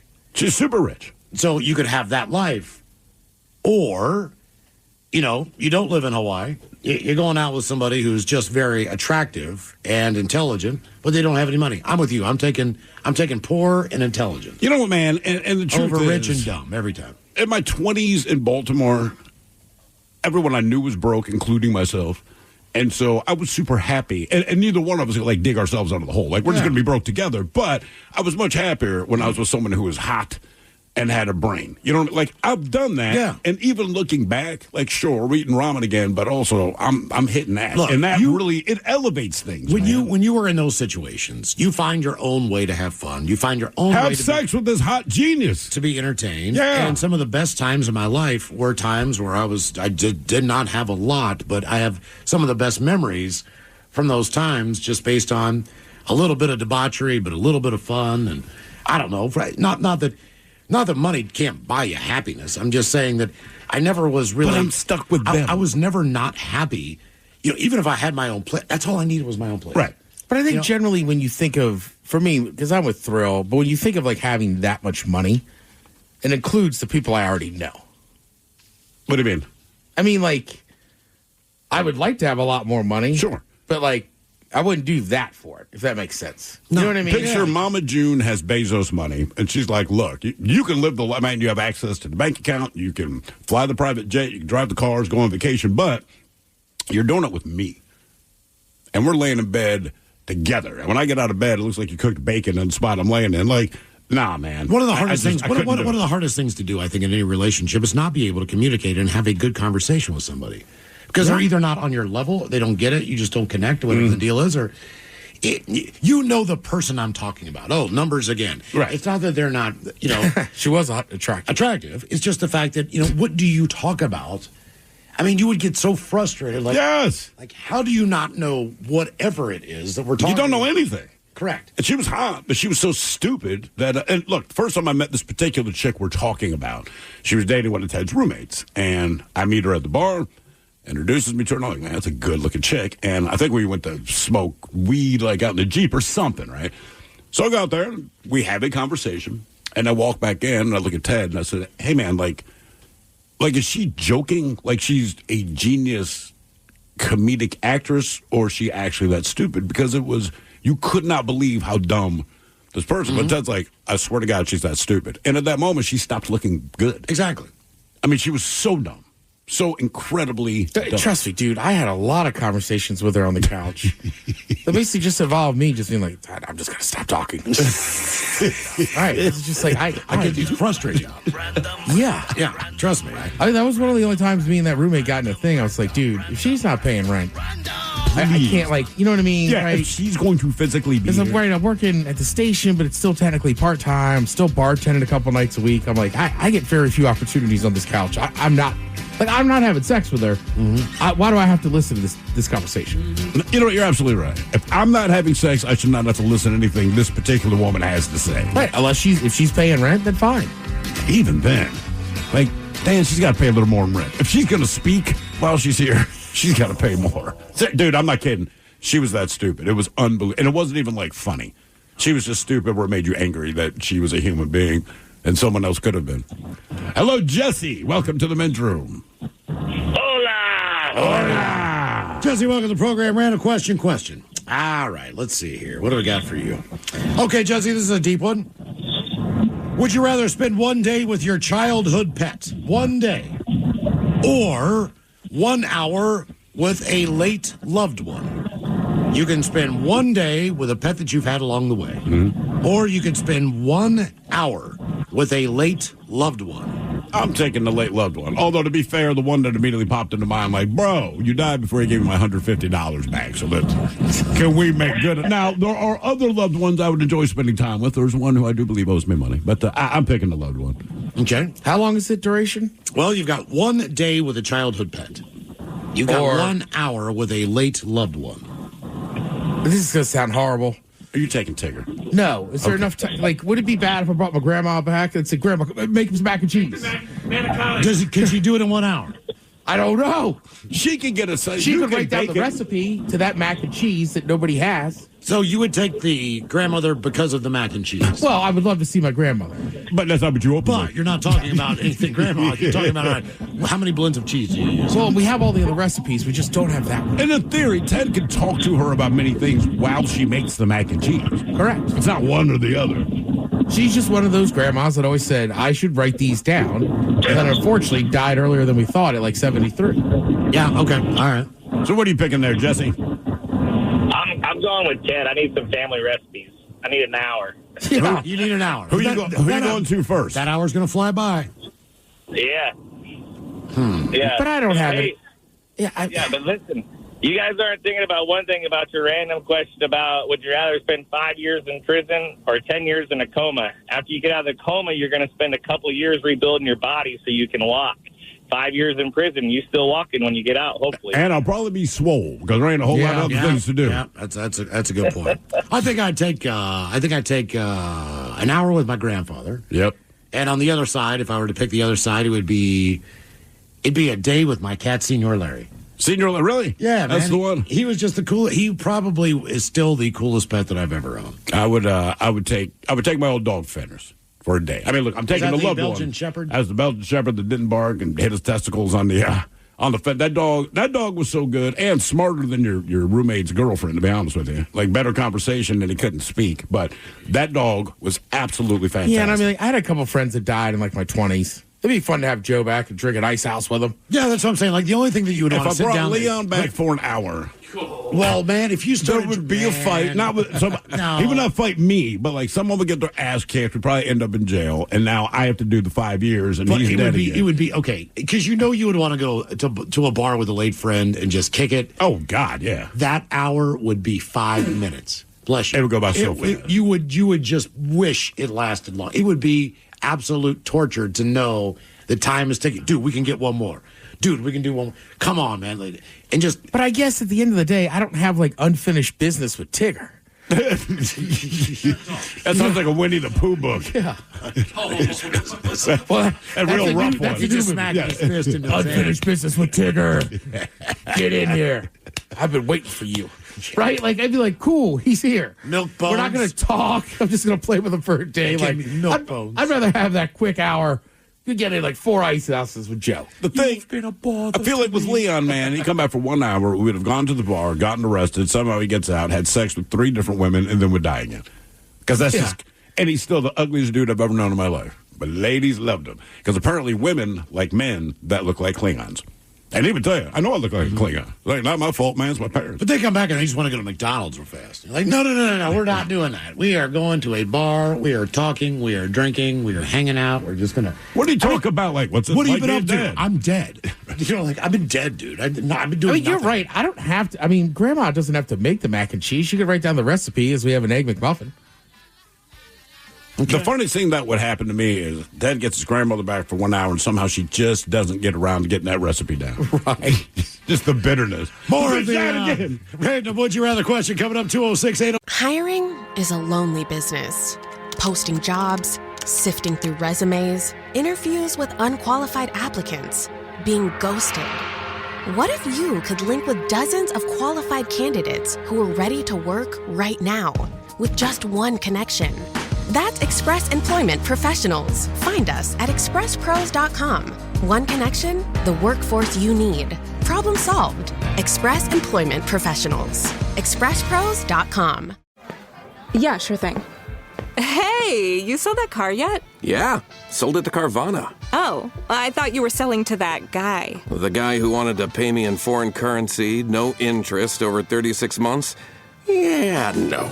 Carvana gave me an offer in minutes, picked it up, and paid me on the spot. It was so convenient. Just like that. Yep. No hassle. None. That is super convenient. Sell your car to Carvana and swap hassle for convenience. Pickup fees may apply. Is your team at work feeling a little disconnected? Maybe the workflow's not flowing? Try Confluence by Atlassian. Confluence is the connected workspace where teams can create, organize, and deliver work like never before. In Confluence, teams can whiteboard their vision for any project, easily create or access the relevant pages and resources they need, and discover important context they might not even know they need. Plus, AI helps teams jumpstart brainstorms, organize information, and connect workflows, so teams can move efficiently and create alignment with ease. In fact, with Confluence, teams can see 5.2% average boost in productivity in 1 year. So if your team lacks confidence, try Confluence, the connected workspace where teams can do it all. Set knowledge free with Confluence. Learn more at Atlassian.com/confluence. That's ATLASSIAN.com/CONFLUENCE. Plug in a Hyundai EV and the extraordinary happens. From the charge time and range in the Ioniq 5 and 6 to the adventurous spirit of the Kona Electric to the 601 horsepower Ioniq 5N. Hyundai EVs make the extraordinary electrifying. There's joy in every journey. EPA estimated 303-mile driving range for 2024 Ioniq 5 SE SEL Limited rear-wheel drive and 361-mile driving range for 2024 Ioniq 6 SE long-range rear-wheel drive with fully charged battery. Actual range may vary. Visit HyundaiUSA.com or call 562-314-4603 for more details. This podcast is brought to you by Kleenex Lotion Tissues. You can't predict sick days, but with Kleenex Lotion Tissues, you can be better prepared for them while helping keep your skin healthy. Whether it's a surprise sneeze or a stuffy nose, it's always good to have something gentle on hand. Kleenex Lotion Tissues moisturize to help prevent skin irritation while you're battling those unwanted cold and flu symptoms. It's extra care when you need it most. I mean, why not have one less thing to worry about when you're not feeling your best? For whatever happens next, grab Kleenex. 103 Rock. 99.9 KISW. The men's room returns with Miles and Thrill. Who sucks less? All the way at 4:30, right after emails and a random Would You Rather question. 206-803 Rock. Hello, Chris. Welcome to the men's room. Hello, Chris. Sorry, I was on mute. Hola. Hola. All right, Chris, what do I got for you? How about this one? Would you rather your insurance company know your driving habits or your insurance company knowing your health habits? Which would you which would you rather prefer? Well, since I'm in my 40s now, I'll go driving habits. All right. What are the things that you might get dinged with as far as driving habits, right? Like Miles speeds a lot, my wife speeds a lot, blinkers may or may not be used. Like, what are the things they're going to come after you about? Yeah, definitely speeding, changing lanes without signaling. I get back to liar, liar. I changed lanes without signaling. I ran a red light. I might have rolled through a stop sign. It's a lot of those things. But you'd still rather them know that than your health habits. Yes, and definitely yes. Well, now that you're in your 40s, like, what are the things you do? Because, right, once you get 40, like, you've been kind of doing the same things your entire life, but they start catching up with you a little bit. So, like, what are some of the things you do that theoretically you quote-unquote, should not be doing anymore? Sitting on my butt, watching football after work, or cracking hockey, definitely. Like, I just, not getting enough cardio, definitely, and that's going to show up. Okay. Yeah. Fair enough. I think the health habit would be, I'm with you, I'd take the driving, just based on the fact that it seems like more damage could be done if they were to determine that based on your habits, they're not going to cover something. Well, compared to, I can pay more for car insurance, and I'm going to be pissed about it, but it's not going to affect my health to the point where I might get denied a claim. Plus, it's habits that you can break. Like, you can choose to not speed, but I'm going to smoke cigarettes. I'm going to drink beer. And every time I go to the doctor, apparently I drink way more than what they call the average, to the point they always ask me, are you being serious? And I'm like, yeah, that's just how I roll. I don't eat vegetables, right? All the stuff. Like, dude, are you trying to kill yourself? And the answer is no. I'm not, but it's just what I do. But as far as insurance goes, like, you don't need to know that. I think there's a difference between habits and, like, addictions. Habits. Right. Right. So, like, I mean, first of all, I'll take the cars. I drive like an old man anyhow, so it wouldn't really matter. But, right, whether it's smoking, drinking, eating too much, right, these are all kind of addictive things. Absolutely. Like, I mean, there is bad habits involved. Like he's saying, like, for me, like, so the doctor would be like, you don't have to watch that much college football with chips. Sure. You'd be like, yes, I do. Right. So that's like, insurance company. Yeah, look at my driving. Well, I have a rental. But again, I hate driving. Right? Yeah. I didn't get my license until I was 18. I was never one of those people that rushed out to get it. Like, I'm just like, I love watching motorsports. I could, if somebody else wants to drive, awesome. Yep. Yeah. I've got a rental car right now. I know they know exactly what I'm doing. So of course. For the last 2 days, I have been driving the speed limit. I have been doing all the Is it driving you crazy? No, not really, because I'm unfamiliar with the car. So I think the more you know your own car, the more you know what it can do. So I don't feel like doing it in a car that I just don't know that well. But I feel like speeding is speeding. If you're driving a big vehicle, it's a little different just because applying the brakes, right? The distance it takes to come to a stop is a lot different. But based on what I know you're driving, I'd speed. But then again, if they know what you're doing, maybe I don't. But I'm saying it'd be very difficult to not. I know somebody who was driving a little bit crazy one time and got an email or a text message, whatever it was, that basically said, hey, our records indicate that, you need to slow down. Damn. Yes. From a rental car? From a rental car company. The same exact rental car company that I'm using right now, Ted. You would be surprised. And there's a difference. This information I is did not going know up. that tech was out there. Oh, yes. They know exactly where that car is, and they know exactly what you're doing with it. I mean, they've got it down to a map. I don't know if you can technically get that pulled up, but they know. When they check the mileage on the car, they already know the mileage on the car. They're just writing it down one more time to cross-reference the fact they know how far you've gone. Yeah, and I would say a rental car is probably where I don't mean to, but like once in a while they'll upgrade you. Like years ago, they upgraded me to like a brand new when they still had Impalas. And I was driving somewhere, and I mean that was one of those things I had no idea I was going 20 over until I looked down. Because it doesn't feel like it in those kinds of cars. Good cars, they give you that. You don't feel like you're speeding, Reason we asked, would you rather your insurance company know your driving habits or your health habits? We got a couple stories here, obviously. As they say, automakers are under fire for allegedly collecting driving data through onboard technology and then sharing it with third-party data brokers like LexisNexis and VRisk, which then sell this information to insurance companies.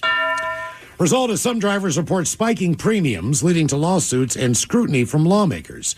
The latest tension point between tech and consumer privacy. A Georgia farmer named Brant McDonald. Hey, Brant. Again, a farmer from Georgia named Brant McDonald says that after reading about the practice, he requested a consumer disclosure report of his driving information from LexisNexis. So he received a report. 350 pages. Jeez. 300 of them. Just his driving history in a short period of time. Information in the report appears sourced from GM, who made his then new truck. Cars are equipped with advanced technology capable of tracking a variety of driving habits. Telematic systems, for instance, they monitor metrics such as speed, braking intensity, mileage, time of day you're driving. The data is then transmitted through cellular networks and create a treasure trove of information about your driving behavior. That's terrifying.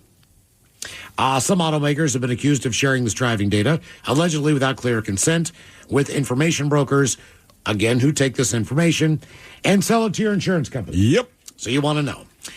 Now, the other end of this might be a little bit strange, but Consumer Reports is out with a warning that the companies Peloton, Nordic Track have harvested your sensitive data. The consumer watchdog recently conducted an investigation of 10 fitness companies that included Peloton and Nordic Track, found that along with users' basic data, height, age, companies are collecting information regarding pregnancy status, dietary habits. In the case of Bowflex, Consumer Reports found its privacy contract, are you ready for this? Allowed the company to collect and share olfactory data. Olfactory. The user's smell. Consumer Reports still unclear if that's happening. The company did not respond for requests to comment. The concern is that medical information will be treated the same way as anything else, like shopping habits. The policies are written in a very, very broad way. To be fair, some brands we looked at do say they do adhere to privacy laws, but that's the absolute minimum. Of course they're going to say that. That's what they're forced to do. So he recommended checking the app's privacy section so information isn't being shared publicly. In some cases, customers are not able to delete their collected data on the app, but they can reach out to the company, and hopefully the company can do so. And that was always I don't know if it's true or not, that was always the fear I heard about some of those things where you find out what ethnicity you are or this or that, is that they would sell that data to insurance companies so that the insurance companies could come back later and go, oh, that's a pre-existing condition because you're a precursor to cancer. Yeah. Because you didn't know it, but we found it out. And Ted, one thing, when I saw those stories, because you're not wrong, just knowing how dirty big business can be, but with the self-driving cars or like a self-driving taxi, and you're like, dude, I would never, ever get in one, not because you're worried that it's going to crash, but you don't realize there's a bench warrant. Right. It takes you to jail. Just takes your ass straight to jail because you don't know. Yeah. You know, you really don't know. And I was like, man, once you put that in my head, I'm like, yeah, I don't think I have any bench warrants, but like, they know if you do. So if you hop in that car and it takes your ass to the police station. Has anybody been in one? No. Oh, God, no. Believe me, I'd have talked about that. I would have come in and said, Ted, guess what happened to me? Just like when I got a Tesla for the first time in an Uber. I'd never been in one. Yeah. I told everybody I was in a Tesla. That was ways ago, but still, you know. I couldn't figure out how to get out of the back. Because it doesn't have normal handles. Yeah, exactly. Right, so I got to ride the Tesla. I think it's hard enough. I had a buddy that got one of the original ones early on. Yeah. He's a very specific person, so he loved that car. But I remember him picking me up, and I just knocked on the window. Like, how do I open your door? I had to do the same thing. Yeah. First time, yeah. Now I know I'm a veteran. Hello, Justin. Welcome to the men's room.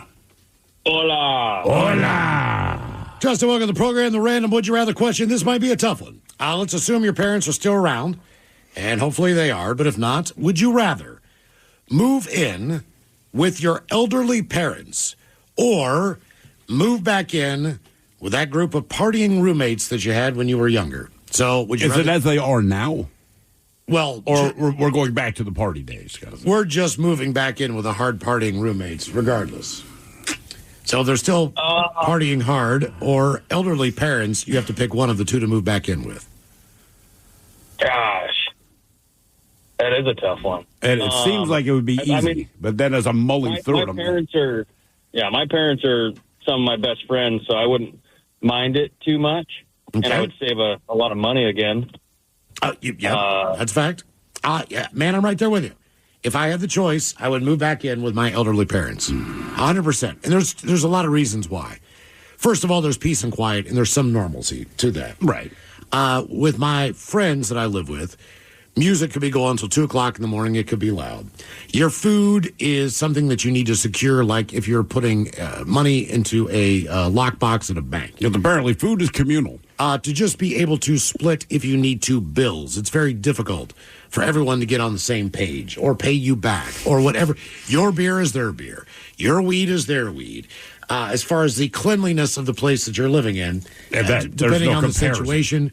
But it's nice to come in and not realize that you're the only person who takes the trash out. You're the only person that does the dishes that are in the sink just so you can get a glass of water because there's no room to get it because the entire thing. These are my friends.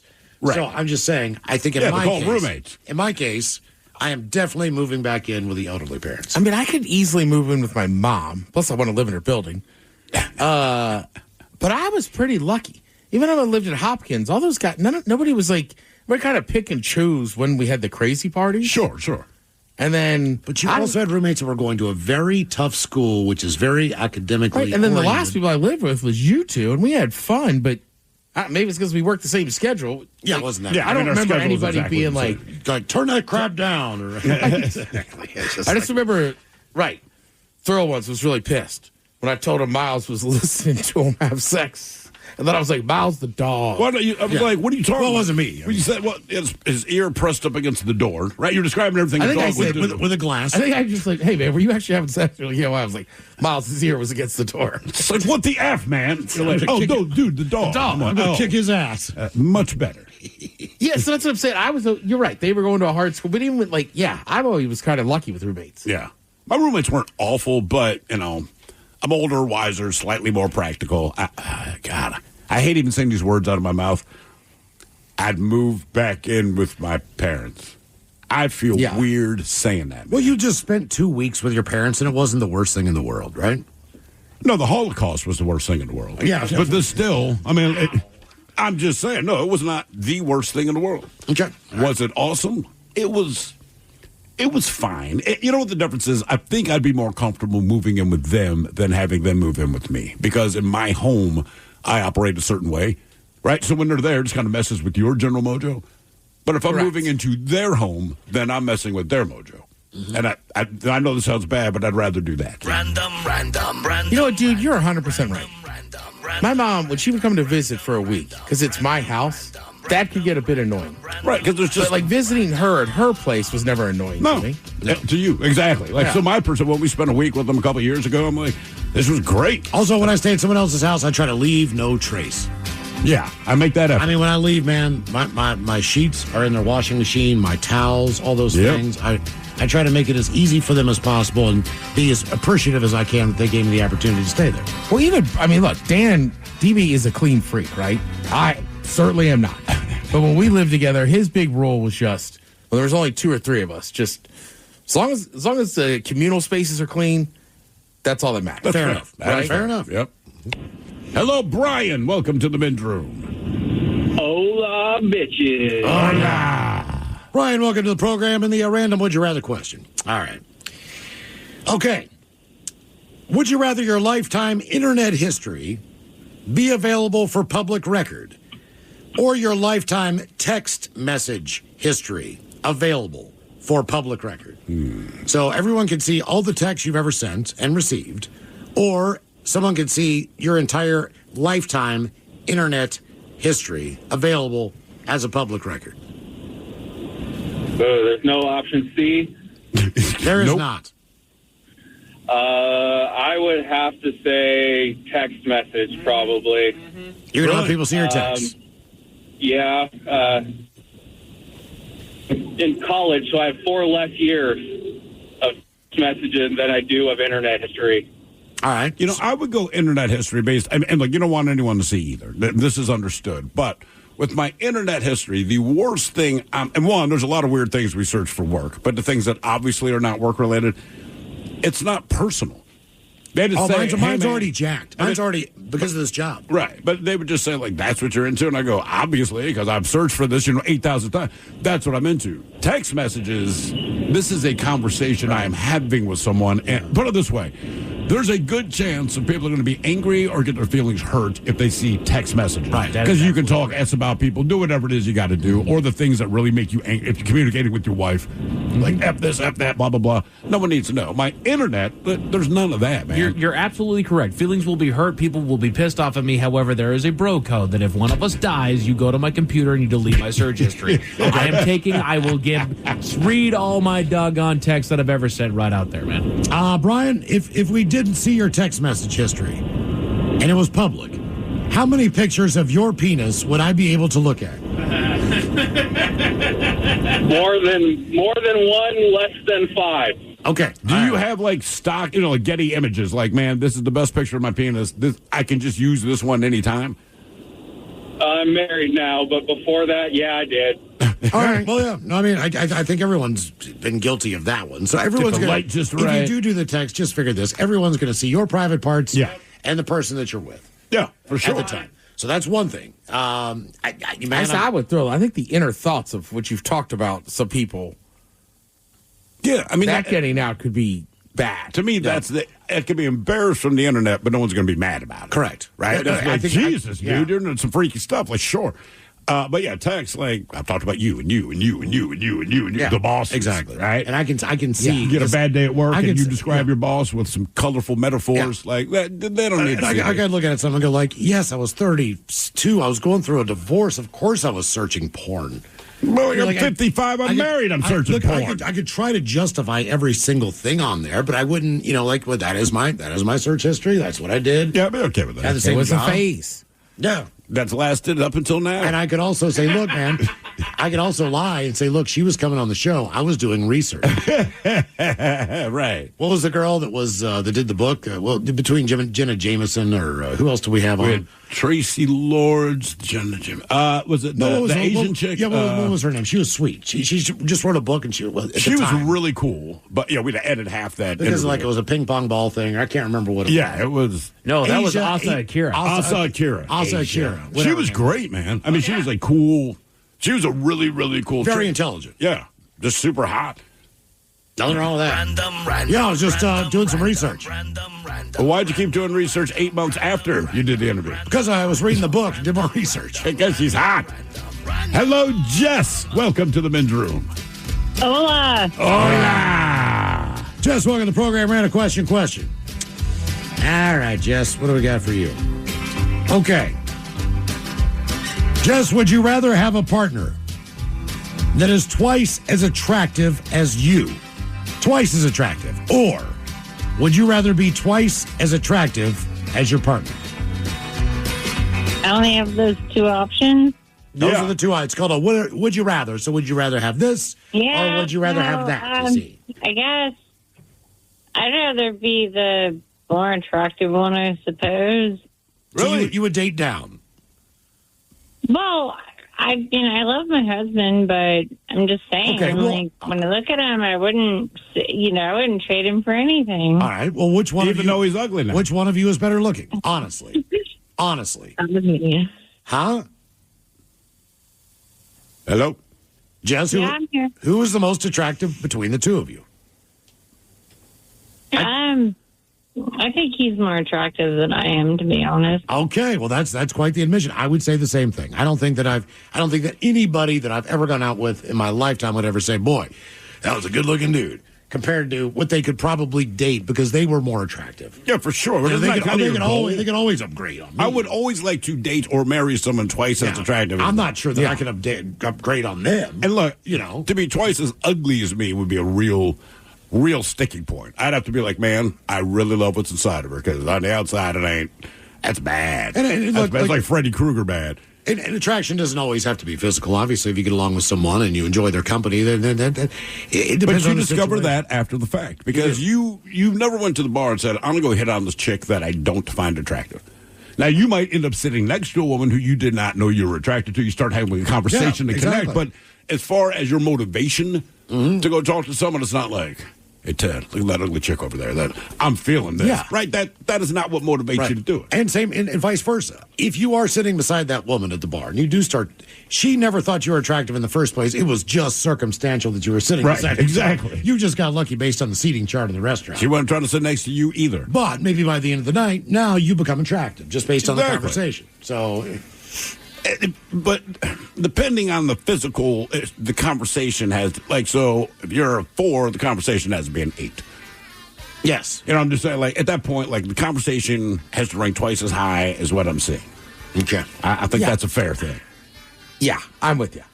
And I mean, it'd be tough, like you said. Every girl I dated is more attractive than I have. So it doesn't seem like a big issue. No. But I've definitely sat at a bar and asked a woman, are you watching that game? What? Are you watching that game? I don't know. I don't watch a ton of sports with my husband. Yeah, you don't need to say that. I was going to change it to football. I'm not hitting on you, exactly. right? I'm asking the freaking question. I just want to put on the college game. Thanks. Who Sucks Less is coming up at 4:30, and we got your emails on the way next to the men's room at KISW.com. Well, good morning, kiddo. I love that you're home from college. I've missed you. Still taking your Nature-Made vitamins? Every day. A multivitamin and a probiotic. You better be taking yours. Still looking out for me, Mom. I'll never stop. Made to care for you every day. Nature Made, the #1 pharmacist-recommended vitamin and supplement brand. Find us in the vitamin aisle, based on a survey of pharmacists who recommend branded vitamins and supplements. Presented by T-Mobile, the official wireless partner of Odyssey Sports. With an awesome network and great savings, there's never been a better time to join T-Mobile. Visit your neighborhood store to make the switch today. Do you know about the true crimes that inspired a Bruce Springsteen album? Or the murders AC/DC was blamed for? How about Taylor Swift's Violent Stalkers? Or the suspicious deaths of Brittany Murphy and River Phoenix? These stories and more are told in the Disgraceland podcast, hosted by me, Jake Brennan, every Tuesday, where I dive deep into subjects from the dark side of music history and entertainment. So follow and listen to Disgraceland on the free Odyssey app or wherever you get your podcasts. Dreaming of a 6-night getaway to paradise? Escape to the islands of Tahiti and Moorea with Air Tahiti Nui, the world's most immersive travel experience. This all-inclusive vacation package is designed to take you to a tropical haven, starting with non-stop flights from Los Angeles or Seattle to Tahiti. From the vibrant cabins to the warmth of our Polynesian crew, you will be transported to Tahiti from the moment you step on board. Your package includes luxurious hotel stays, ensuring that your experience is as comfortable as it is enchanting. Start each day with a delicious Polynesian breakfast, enjoy exciting excursions that showcase the beauty and culture of the islands, and take advantage of convenient transfers that make your trip seamless from start to finish. All of this begins at just $26.95 per person. Whether you're looking to explore crystal clear waters, unwind on pristine beaches, or immerse yourself in rich Polynesian culture, Tahiti and Moorea offer endless possibilities for both adventure and relaxation. Call 1-877-468-2448 now to book your Tahiti and Moorea escape. Lovers wants to know, ever forget Valentine's Day in the past? Need to make up for it? Do it and them right this time with the perfect pleasure present from Lovers stores. Whether you're looking for spicy toys, alluring lingerie, or exciting accessories, Lovers has it all. Save 20% when you mention unforgettable at one of our 18 Western Washington locations. Offer valid with free Lovers Afterglow Rewards membership until February 28th. Some exclusions apply. What's up? It's your boy, the Ted Smith. Slow drain being a pain? Call Pinky. That pipe's being a little leaky? Call Pinky. When the toilet won't flush and you're in a rush? Call Pinky. When your shower lost all its spray power? Call Pinky. When your sink's on the blink? Call Pinky. Pinky's Plumbing promises to lick all your plumbing problems quick. So when your plumbing backs up and things get stinky, call Pinky's. Pinky'sPlumbing.com.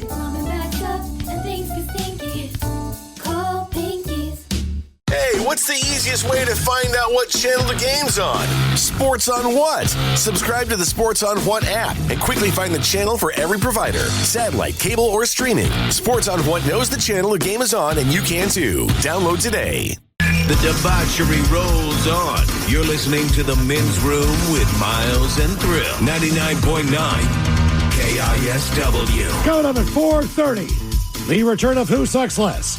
But first, time for a few emails to the men's room at KISW.com. You've got mail. Couple of birthdays up at Ola's. I want to give a birthday shout out to my daughter, Cadence. She is 11 years old today. Amazing young lady that has a potential future in drama or in comedy. She has made my life an absolute joy.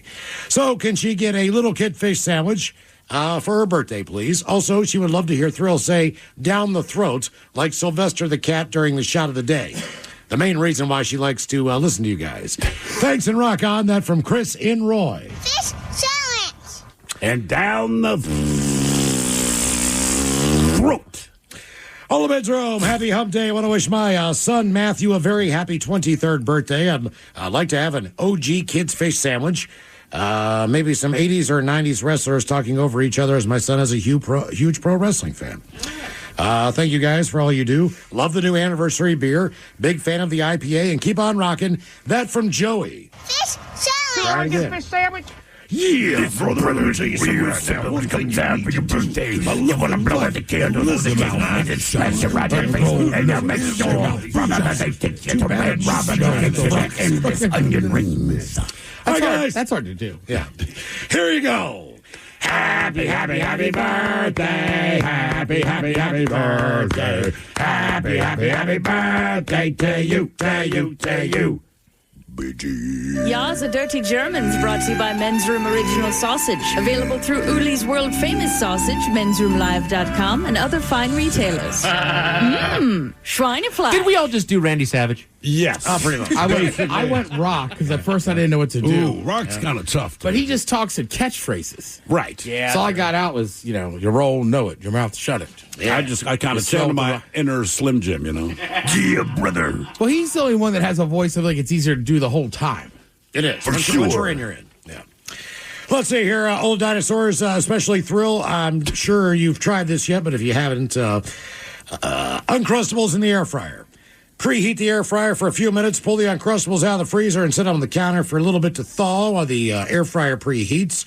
Put them in for 5 to 7 minutes on 375. Enjoy them. That from Ryan in Port Orchard. I have not done that. There seems to be this big movement about kind of like the fried peanut butter and jelly sandwich, whether it's Uncrustable or just your standard. Mm-hmm. Yep. I have not done it yet. That was one of the last year for the tickets we had at that F1 race. It was like Emerald Lagasse or somebody catered it. All right. But that was one of the free stands that had the longest line. It was right. It was fried PB&J. I swear to God, it was just a deep fried Uncrustable. This one says, catching up on some earlier episodes on the Odyssey app. And Thrill, I heard an episode recently, and you kept saying and daring Ted to say, I do declare. Was that a Foghorn Leghorn reference? Rock on, y'all. That from Eric Axel. I actually emailed him back, and I said, look, it was a would you rather, which conveniently happened today as well. And I said, I do not remember the other option. It was just a matter of, or would you end every sentence with, I do declare. It was hiccups. Nonstop hiccups for like 2 hours. That's what the other one was? Oh, yeah. Okay. Yeah, and once we started saying, I do declare, it just kind of stuck. But I mean, it's got to be Foghorn Leghorn. I don't know nobody else to do He it. let a Rhode Island Red, his cousin. His cousin, that's it. But then only two people that say it. Rhode Island Red. But that sounds more like Foghorn Leghorn saying it. Well, they kind of sound the same. They're the same guy. Yeah. They're cousins. Guys, love the show. Avid listener for almost most of the 20 years. So last night, at precisely 3:35 a.m., my bedroom smoke detector battery decided to die. Eep. I blame Miles, since he mentioned it. I guessed maybe 3:35, but still eerily close to 3:30. It's on a vaulted ceiling. So my stoned, half-asleep self had to dig around the garage to find a ladder, drag it upstairs, almost fell off at once, and get the battery swapped out. Got back to sleep around 5 a.m. Still made my dentist appointment at 8. Rock on, guys. That from Dave. Yeah, you know what? I'll hop on that one. I had to change one out this weekend, too. Screw you, Miles. What time? I felt a little bad as I left town on Friday, got home Sunday afternoon, and it was chirping. So you have no idea. I have no idea. I guarantee it started at 3:30 in the morning. I'm willing to think if I left my house at 10, it started at like 10:01. Like my neighbor's like, where Probably is knocking he? on the door like, is he home? Yeah. Scouting is the subject there, Mike. To clear this rank stuff up, Eagle is earned for your lifetime. Correct. So Mike and my son Nick are in fact Eagle Scouts. Correct. Miles and myself were Life Scouts. Correct. That's as far as we got. I am totally bummed for Miles that events unfolded like they did with the Scoutmaster. For a moment, I thought, hey, we should petition for an honorary Eagle. but then I remembered how much of a drunk degenerate he is. My son aged out a couple of years ago, but being an assistant scoutmaster with his troop, an amazing time for us both. Love the show, and congrats on 20 years. That from Tony the Impala. The Impala, yes. I'm just saying I finished as a life scout. And as it is right there in the title, I'm a scout for life. That's your claim to fame of this. That's what I'm saying. Hey, whatever helps you sleep at night. You know, I'm trying to just get through it, Mike. Mike, are you just remarkably unimpressed? I mean, yeah. Subject. Yeah. Disappointment, unimpressed, sad for him. Things. Yeah. Okay, scammed. Vichola's the one time I got scammed was with a brand new credit card. I'd only had it for less than a week. This was a U.S. bank card that I applied for a while in the U.K. because I was going to be visiting the States. So I figured I'd get the card delivered to my parents' place and pick it up while I was there. I only used the card exactly twice while I was there. A convenience store for a pack of smokes and at a Safeway. Less than $15 maybe on the purchases. Thing is, the credit card is chip and PIN, and I used the chip and PIN. The convenience store swiped the card the old-fashioned way. Months later, I'm back in the UK, as normal. Suddenly, I get an email from the bank asking me to confirm transactions. So I sign in directly to my online banking. Sure enough, I see a ton that I did not make, totaling over $1,000. Had not used the card at all, aside from those 2 times. Thankfully, I was not liable for any of the activity. But I know exactly what happened. Those bastards at the convenience store had to have skimmed the details and sold them. That store closed down recently, so good riddance. Cheers, guys. That from Sean in England. Okay, coming up, we will drink and toast to the shot of the day at 5:08. But first, now, the men's room wants to know who sucks less. Hey, time for Who Sucks Last. Steve and Thrill Hill, you bring us 3 stories from the news each and every week. They always suck. It is up to us to determine, out of these 3 stories, which one sucks the least. Now, if you happen to follow KISW on Facebook, Twitter, and on Instagram, the debate is already underway on Who Sucks Less. Yes, indeed. And like I said at the top of the show, we have our 3 stories. One is a creep. The other 2, fire as retribution. Let us start with the creepy guy. They say, in an apparent effort to rekindle a years ago sexual relationship, a Florida man hid a GPS tracker on the car of a female victim in an attempt to engineer a chance meeting for him to coincidentally run into her. Investigators allege that one Tyler Strack, 22-year-old Chipotle worker, he purchased a Cube brand tracker from Best Buy and installed the device on the woman's car. Now, the victim, she discovered the tracking device last year, contacted the police. Well, using a series of subpoenas, investigators linked Strack to the item's purchase and to an email address provided upon purchase of the Cube tracker.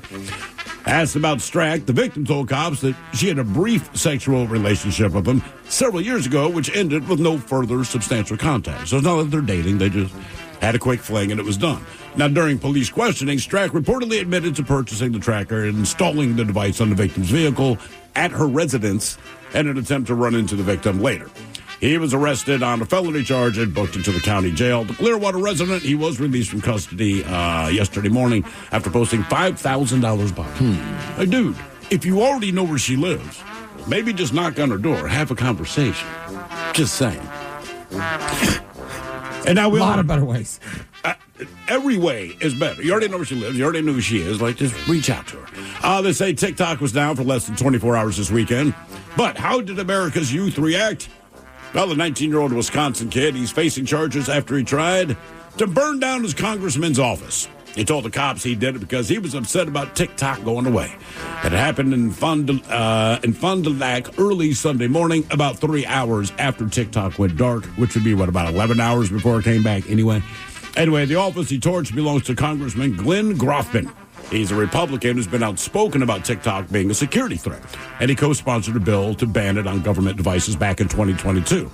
So the fire started near the back door and burned some vinyl siding outside, but cops managed to knock the flames down with fire extinguishers, and then firefighters got there and took over. They say the fire never got inside. The Fond du Lac's chief of police said no one was there when it happened, so luckily no one got hurt. But last we checked, they still hadn't released the guy's name, but he's facing arson charges. They said he was arrested at the scene, quote, because he was just sitting there watching it burn. So he's going to burn down the congressman's office because of a TikTok ban. And now, We have a Missouri woman who was so angry at a bar in Puerto Rico that they kicked her out that she burned it down, along with an adjacent fully booked hotel. Danielle Bertazzi, she was arrested in Missouri, where she fled hours after the fire in the seaside town of Cabo Rojo. She had booked an Airbnb in the town from December 30th to January 11th. Now, when she arrived at Bar Maria around 8:30 p.m. on New Year's Day, witnesses said she was already drunk. Well, she was denied alcohol. Then she became belligerent and argumentative, making comments about Puerto Ricans. Keep in mind, she was in Puerto Rico. So she was asked to leave. Well, naturally, she refused. So the bar owners called police, and the police, they just escorted her back to her Airbnb. But she returned as the bar was closing and acted more aggressively.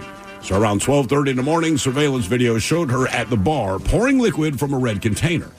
Now, the owner of her Airbnb had given her the red government-issued gas can to fuel the generator during an island-wide blackout. So she had a gas tank because the owners of the Airbnb gave it to her because of the storms that were down there. Well, anyway, subsequent fire burned down the bar and an adjacent restaurant and a gift shop and a hotel where 31 guests were staying. Good news, all escaped with their lives. Now, the hotel owner, one Angel Luis Morero, he said, quote, "That lady, without any reason, revenge, I don't know, burned our place and turned our small piece of paradise into hell. Though she planned to stay in Puerto Rico for another 10 days, she left for the airport hours after the blaze." Now, questioned by police in her St. Peters, Missouri home, she admitted that she did some things that were out of character for her, but claimed not to know anything about the fire, in spite of leaving 10 days before she was supposed to. Anyway, she was later indicted on arson charge by a federal grand jury in Puerto Rico. She faces 5 to 20 years in prison if convicted, and she remains in custody. Okay. So there you go. We got the guy who puts a tracking device on this random chick's car because he had had sex with her a couple of years previous so that he could follow her around, track her movements, and then try to arrange a chance meeting. Oh, hey, I didn't know you were here. We have the 19-year-old kid in Wisconsin. He tried to burn down the congressman's office because that congressman supported the TikTok ban. As we all know, the TikTok ban lasted 14 hours, and he still tried to burn the place down. And then this version of a Karen lady from Missouri and Puerto Rico who burned down a gift shop, a bar, restaurant, and a hotel. Okay. The guy, because they didn't want to overserve her. All right. The Florida guy, though, that was a consensual sexual relationship. Yeah, their relationship years before had been consensual. He's just trying to get back in her pants, so he puts the tracking device on her car. To run into her, right. Instead of, social media, whatever. Like all the other methods you have, physically speaking to someone. Just normal stuff. That's insane. But, man, the lady in Puerto Rico, I'm going to say she sucks the most. A, you destroyed those people's livelihood. Right. Hopefully they have insurance. I don't know how it works. Could have killed somebody. I was going to say, second of all, you easily could have killed somebody. And then the story I read, too, said she showed up at 8, already hammered. And that's the thing. They didn't want to overserve her. She was smashed. And keep in mind, she starts dropping slurs and all this. They call the cops, and the cops are decent enough just to take her back to the Airbnb. To her place. Right? Just go home, go to sleep. And it was just her? She wasn't with anybody? Nope. Man. She sounds lovely, though. Yeah, I get you're blacked out drunk, you're angry, but burning down a whole bar and then a hotel, she just has to suck the worst. The Florida man, I want to say he sucks the least, but also that feels like he's teetering on a very, very stalker-ish kind of stalker, alarmingly creepy way that something could have gone much worse. For sure. Like the 19-year-old, he's 19, he's an adult. I want to maybe cut him some slack. How bad was the office burned? It wasn't burned that bad. It burned through the vinyl siding, and the cops managed to put it out. His dumbass was still standing there watching it, but it's like, dude, it's TikTok. And I understand what TikTok means to certain people, but there are 8,000 other apps as well. And it's not like they banned you from TikTok. They're banning everyone from you're not alone. And they brought it back. I would say simply just because nobody really got injured in that one, this is just a 19-year-old being a complete idiot, that he sucks the least. Okay. That's what I'm going with. I think I'm right there with it. Because I'm teetering between Florida guy and TikTok dude is sucking the least. I'm thinking the congressional guy, the Florida guy. The guy who put the tracker on the chick's car? No, the guy who tried to burn down the congressman. Oh, he was Wisconsin, yeah. Oh, he's Wisconsin. I'll tell you why. No congressman is ever in their office. And they're especially not in their office in their home state. Right. They are probably decent. They're never there. I'm assuming he did this when nobody was working, or else they would have run out. He did it at night. So there's little chance that anyone could be injured in this. The fire department did get there, and they put the fire out with minimal damage, and they arrested him as he was outside watching this thing burn down. Yeah. He is a complete idiot, no doubt about it. I don't even think he's an idiot. I think he's got mental problems. And that's why I'm saying that I think in this instance, with the fact that he was trying to make a statement, but there was no intent to harm anyone. The intent was just to burn the office down. Congressman, he can get another office. Trust me, they have the money for that. Right? I mean, the Florida guy with the tracking tag, the only thing that would make that okay to me is he's just that socially awkward. But maybe, man. But he had a sexual relationship with this chick a couple years ago. He's 22 now. So even if you're awkward, you have the ability to pull off what your goal is because he's done it. Mm-hmm. You know, I mean, I know what you mean. Like, a lot of awkward people have had sex, but on some level, they also know I can be not so awkward to get laid. Right? Because he's done it, but with this specific chick. So, So are we all going with the 19-year-old that tried to burn down the Congress? I mean, that's ridiculous. Just weighing the other options. I'm not saying that that's justified and that's the right thing to do, just based on the other stories. Yeah, I'm going to go with that one. Yep, I'm with it. Debate continues on Who Sucks Less if you follow KISW on Facebook, on Twitter, and on Instagram. Coming up, we'll drink and toast with a shot of the day at 5:08. You are listening to The Men's Room. Hiring is a lonely business. Posting jobs, sifting through resumes, interviews with unqualified applicants, being ghosted. What if you could link with dozens of qualified candidates who are ready to work right now with just one connection? That's Express Employment Professionals. Find us at expresspros.com. One connection, the workforce you need. Problem solved. Express Employment Professionals. expresspros.com. Wow. What's up? I just bought and financed a car through Carvana in minutes. You? The person who agonized 4 weeks over whether to paint your walls eggshell or off-white bought and financed a car in minutes? They made it easy. Transparent terms, customizable down and monthly. Didn't even have to do any paperwork. Wow. Mm-hmm. Hey, have you checked out that spreadsheet I sent you for our dinner options? Finance your car with Carvana and experience total control. Financing subject to credit approval. Is your team at work feeling a little disconnected? Maybe the workflow's not flowing? Try Confluence by Atlassian. Confluence is the connected workspace where teams can create, organize, and deliver work like never before. In Confluence, teams can whiteboard their vision for any project, easily create or access the relevant pages and resources they need, and discover important context they might not even know they need. Plus, AI helps teams jumpstart brainstorms, organize information, and connect workflows, so teams can move efficiently and create alignment with ease. In fact, with Confluence, teams can see 5.2% average boost in productivity in 1 year. So if your team lacks confidence, try Confluence, the connected workspace where teams can do it all. Set knowledge free with Confluence. Learn more at Atlassian.com/confluence. That's ATLASSIAN.com/CONFLUENCE. Plug in a Hyundai EV and the extraordinary happens. From the charge time and range in the Ioniq 5 and 6 to the adventurous spirit of the Kona Electric to the 601 horsepower Ioniq 5N. Hyundai EVs make the extraordinary electrifying. There's joy in every journey. EPA estimated 303-mile driving range for 2024 Ioniq 5 SE SEL limited rear-wheel drive and 361-mile driving range for 2024 Ioniq 6 SE long-range rear-wheel drive with fully charged battery. Actual range may vary. Visit HyundaiUSA.com or call 562-314-4603 for more details. This podcast is brought to you by Kleenex Lotion Tissues. You can't predict sick days, but with Kleenex Lotion Tissues, you can be better prepared for them while helping keep your skin healthy. Whether it's a surprise sneeze or a stuffy nose, it's always good to have something gentle on hand. Kleenex Lotion Tissues moisturize to help prevent skin irritation while you're battling those unwanted cold and flu symptoms. It's extra care when you need it most. I mean, why not have one less thing to worry about when you're not feeling your best? For whatever happens next, grab Kleenex. 99.9 KISW. The shenanigans continue. This is the Men's Room with Miles and Thrill. I got it at 5:08. We will drink and toast with a shot of the day. And we do have your headlines on the way at 5:50. But first, quick check in with Mike Hawk and some of the stories and headlines he is not working on. Thank you, Miles. The USPS has announced the release of, you guys ready for this? Goodnight moon stamps. Why do they think that's going to excite anyone over the age of 7? Yeah, it's nostalgic. I can see it. I can understand it. You're going back a little bit there. It's from your childhood. Well, yeah. I mean, I guess. I don't feel any sentiment whatsoever. Is it back?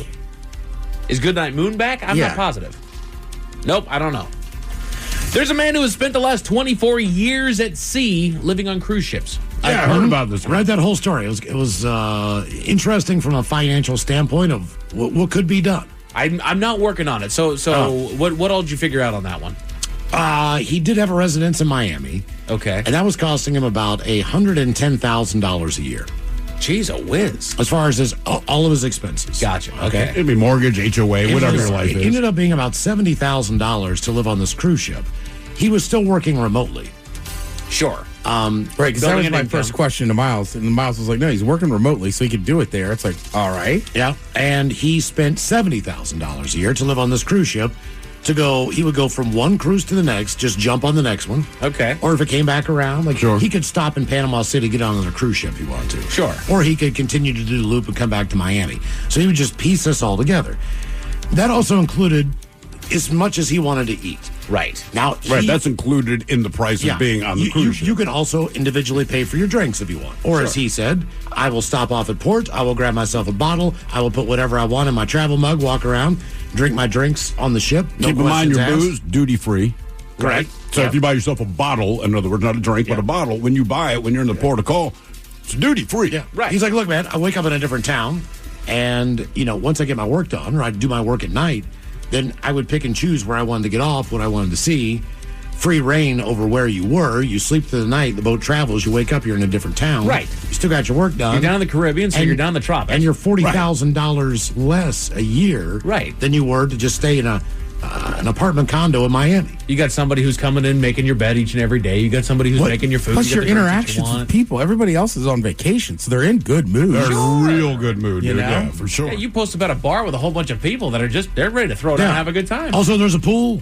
Yeah. There's hot tubs. There's a gym. A spa. Game room. Sure. Stores. I mean, everything you need is on the cruise theater. ship. There's bands that are playing all the time. And Mike, you've done cruises. I love cruises, yeah. In theory, whatever your meal plan or dietary restrictions are, you're fine on a cruise. They have everything. They have everything. Like I said, if you just want hot dogs and hamburgers one day, that's always there. Chicken fingers, all that kind of crap.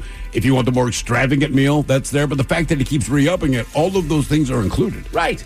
And you're not even missing a whole lot. I remember the cruise that I went on back when I was a kid. They got this pool, this huge jumbotron that's out there in the middle of middle of everything. Yeah. And they played, kids movies and family movies and stuff like that all the time, except for Monday night. What'd they play? You damn right. Monday night frickin' football up on that big old thing. Yeah, man. I mean, that's awesome. Hell yeah, dude. It was badass. I didn't even like football at the time. I was like, that's really cool. We need to do our show from a cruise ship. There are, the ones I've heard, they're typically soft ACs. Okay. And they do them on the Disney cruise. Oh, yeah. So that one just goes to an Because they're island. responsible. They would never put us on a cruise ship. Greg and Maria and the people who used to work with in Baltimore, they do that every year. They go on a Disney cruise and they bring a few listeners and people pile on. And they get on that damn thing, take the family and go. I wonder if we can get in bed with Shiprocked. What is Shiprocked? That's Disney cruise only for rock bands. Are they the ones who put on all those? That's right. All right. That would actually be cool. Yeah, it would be. You get to see Slaughter, Kicks, Trickster. Exactly. And a lot of loose women. Yeah, see what Kip Winger's up to. I'd go on the Hootie cruise. Yeah. The Hootie cruise. Shake hands with whoever you want to. That's right. I was recently in an elevator, and everybody was the same age as me, and they were like, something, and I just hear the guy's girlfriend go, yeah, maybe we should have gone on that Hootie cruise. And I was like, saw him this summer. She was like, I told you. She was like, were they good? I was like, they were awesome. You ruined his night. Did shots with chips enough, man. Drinking seltzer waters may actually help our bodies process sugars more effectively. Okay. All right. I'm not a big seltzer water guy, but most people I know certainly are. I've really gotten into it, and I prefer it now. I love a seltzer, especially just a twist of lime's all you need, and it's fantastic. I tell you what, sometimes at home, I got to remind myself to drink regular water. Right? We can just hydrate, Ted. I drink water all day at work. No, you seltzer people don't do it, though. I mean, it's weird. Like, everyone I know that drinks seltzer, I'm so thirsty. You got any seltzer? I'm like, dude, you're dying of thirst, but I don't want tap, homeboy. I want seltzer. Yeah. Especially in the morning sometimes, that cold crisp with the bubbles. Yes, sir. It's kind of like that crispness of a Sprite. But it just tastes kind of weird to me. I love That's it. fair. I mean, if you like it, you like it. I just don't. Right. But it's kind of like having a beer in the morning. But you're not. You're not in trouble or anything. Yeah, I mean, Mike and Castle Without the trouble. Yeah, that's right. Yeah. That's right. Like sometimes if I'm not drinking during a football game, I mean, I will go through. Oh, hell yeah. 7 or 8 goddamn seltzers, just like cracking them, let's get them. I bought a pack. I know the playoff football's still going. Yeah, right. Steve, a little birdie told me there's new members to your family at home, courtesy of your daughter. Yeah, her weird-ass snail, man. Look, I don't know how this crap works, but she's got the fish tank. She wanted a snail because that's how she operates. So we got her a snail. The thing's like maybe half an inch long. Just sticks to the side. It's as dull of a creature as it could be. All right. So she stayed home this weekend when I had to fly down to Austin. Fantastic. I see her Friday morning. Baby, I love you, blah, blah, blah. There's one snail in her aquarium. I call her Saturday to check in on her. Hey, baby, how you doing? I'm doing good. Dad, there's 7 snails in the fish tank. 7? 7. So I was like, did you go to the fish store and get more snails? She goes, no, they're baby snails. I said, is your snail a hoe? Like, how did this happen? Throwing some snail leg out there? Yeah. She's like, I don't know, but there's 7 of them. All right. Oh, yeah. So now there's a total of 7 snails, only one of which we want. I don't know how snails operate, dude, but they just get it done. Well, good news, you're about to find out. Oh, cool. The Men's Room Top 10. Oh, good. The Men's Room Top 10. As an ode to Steve the Thrill Hill's daughter, we bring you 10 fascinating facts about snails. All right. SpongeBob SquarePants' loyal pet is a snail named Gary, who meows like a cat. Yes, he does. Maybe you've seen the speed-obsessed snail who dreams of becoming the world's greatest race car driver, appropriately named Turbo. Mm-hmm. And let's not forget the classic BBC children's cartoon, Snailsbury Tales. I prefer my snails with bread and parsley garlic butter. It recently came up that my wife had a snail growing up. Like, why do they like snail? My daughter wanted fish. She wanted an aquarium. Her birthday's in November. We said we will hook you up, knowing that Christmas is right behind that. We'll get you more fish. So we got her initial fish thing. Christmas comes up. Pick out a few more fish, baby. What do you want? She got 2 shrimp and a snail. I almost want to quit. And now that snail is just like birthing itself somehow. When she told me, I showed her my shock. I said, "You had a snail when you were a kid?" She says, "Yeah, Mo." I said, "You named your snail Mo." His name was Slow Mo. Slow Mo. Oh, that's pretty good. I like that. Okay, I dig it. I left for an hour after that. Fun facts about snails. Snails and slugs actually belong to a group of mollusks known as gastropods. This means they are related to weird animals like blue sea dragons and sheep slugs. Yeah. What a beautiful family. It's going to get gross in here because we're talking about snail facts. The weird thing is snails are kind of gross, but that thing cleans that tank. Does it really? Yeah. I mean, it's just all about because there's a couple of catfish in there that eat everything, but the snail takes care those of. catfish will also eat some of those babies. I keep watching, man, because I thought for sure they were going to snatch them, but they're not. They just leave them alone for now. We're just here to clean the tank. Well, we'll wait for that update. Snails are also mollusks, which are a group of animal that have a hard shell. Other mollusks include clams, oysters, and octopus. Some more fun facts. Scientists have found snail fossils from millions of years ago. In fact, they are one of the oldest known animal species in the world. By most estimates, snails have been around for around 600 million years. Maybe because they just take their time. Really? Well, you've seen those. You've seen those shells before, big as far as fossils. So you know that shell exists. What do they call them? Ammonites or something like that? You're very close if you're not saying it right. Snail stuff. Have you found that your daughter's trying to talk to her snail and it's not responding? Well, they don't talk as far as I know, but my daughter talks to all of her fish. Yes. They also can't hear. Oh, really? To find food, they use chemoreceptors on their tentacles, much like a dog would use their nose. I did not know antennae. That. They don't have ears. So. That's kind of weird, man. Exactly. Snails have slime leave slime behind them as they travel, and the slime protects them as they move. Snail trail. The snail trail. That is exactly what that is. That is a fact. I didn't know that till 15 years ago. Oh, yeah? Somehow a snail got into my apartment. Yeah. What is this? How long does it take you to close your door? Anytime I found like a snail and something, like, how did you get in here? For real. The speed that you move, how in the hell did you get in my home? The only thing I could figure is like, this is my I mean, this was my first apartment, right? So there was a tree right there. Oh, there you go. That kind of came over the balcony. I assume somehow the snail fell in, and then, I don't know, in the summertime, I probably just left the slider open and he got in. Mm-hmm. It could also be a slug, and I wonder if they just have you're the right. ability to just kind of squeeze in at some point. I don't know why they want to, but I do find that they just run right through the front door. And there is like some spots that are just sluggy spots. Yeah. I do not like slugs. Well, it's just a snail that's homeless. The difference is, like, the snail covers its gross bits. Oh. You know what I'm saying? Like, when you see the slug, you're like, oh, my God, dude, you're disgusting. The snail's like, you don't need to see what's behind my If head. you've hiked in this area, I've seen them 6-7 inches long. You're like, wow, dude, you're giant. Yeah. Snails are actually nocturnal. You might be surprised to know that they are largely nocturnal. They typically come out at night or very early in the morning. Because they freaks. That's why you see them on the dog walk when you get home in the evenings. Or you don't, and then you hear life is here. you feel them. Party all I mean, I would thrill. Freaks come out at night. That's right. Line them up. Right? Want to get snaily? Want to see the inside of my shell? That's right. Come on in, baby. Good times a knocking. A bunch of texts are coming in. Apparently, this is not unusual. They better get an assassin snail for that tank. My wife bought 4 snails 8 years ago. We've had so many snails birthed in them that our gravel tank is covered with a layer of empty snail shells from dead snails that starve themselves to death. They literally breed like rabbits on crack. Cool. Wish I had known that. That's nasty, man. Criminy. Okay. If it's cloudy, foggy, or rainy, snails will feed during the day. I see. Just to avoid predators, I guess. Gotta be. Or maybe that also makes it a little bit darker outside, so that it probably is a predator thing. Maybe they're just emo. Yeah, right. Well, it sounds to me like birds eat them. I like it. And that's why they're nocturnal. Yeah, it's kind of overcast today. I guess I'll come out. Right. They just listen to Nirvana all day. Yeah. Put on I'm their only happy when it rains. Put on their fingerless gloves. Something in the way. Which is a big problem for a snail. That's a long way to go out and around. Right.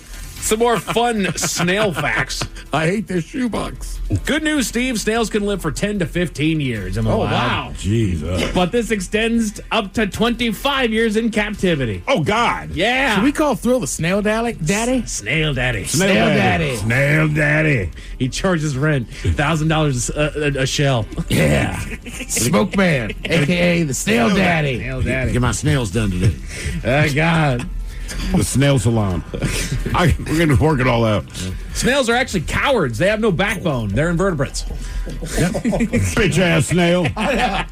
Good one, good one. Thank you. They're cowards. They're cowards. They refuse any confrontation. Bunch of peeves. You could just take their shells.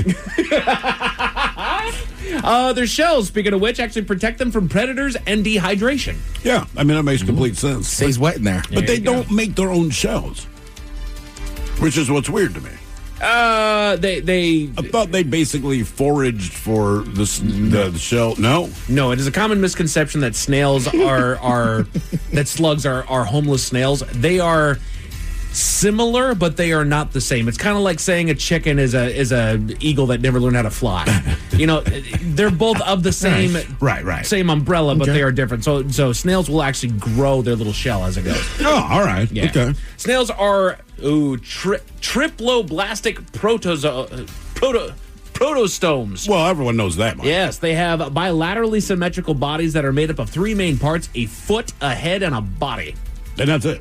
That's it. That's all I got. Hence gastropod. Wasn't it like stomach foot? I believe that's the literal translation of Is it. that really it? Yeah. Snail's body has a head, a neck, a visceral hump, they say, a tail, and a foot. They have two pairs of tentacles or feelers. The larger set is located at the top of the head that contains the snail's eyes. The smaller set is located at the lower side of the head that the snail uses to smell and feel.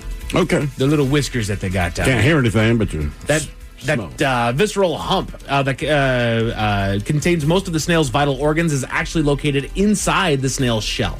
That makes sense. You'd want to protect those most. Hikes it up in there. The snail's mouth is in the middle of its head and below the lower set of tentacles. I keep trying to say testicles here.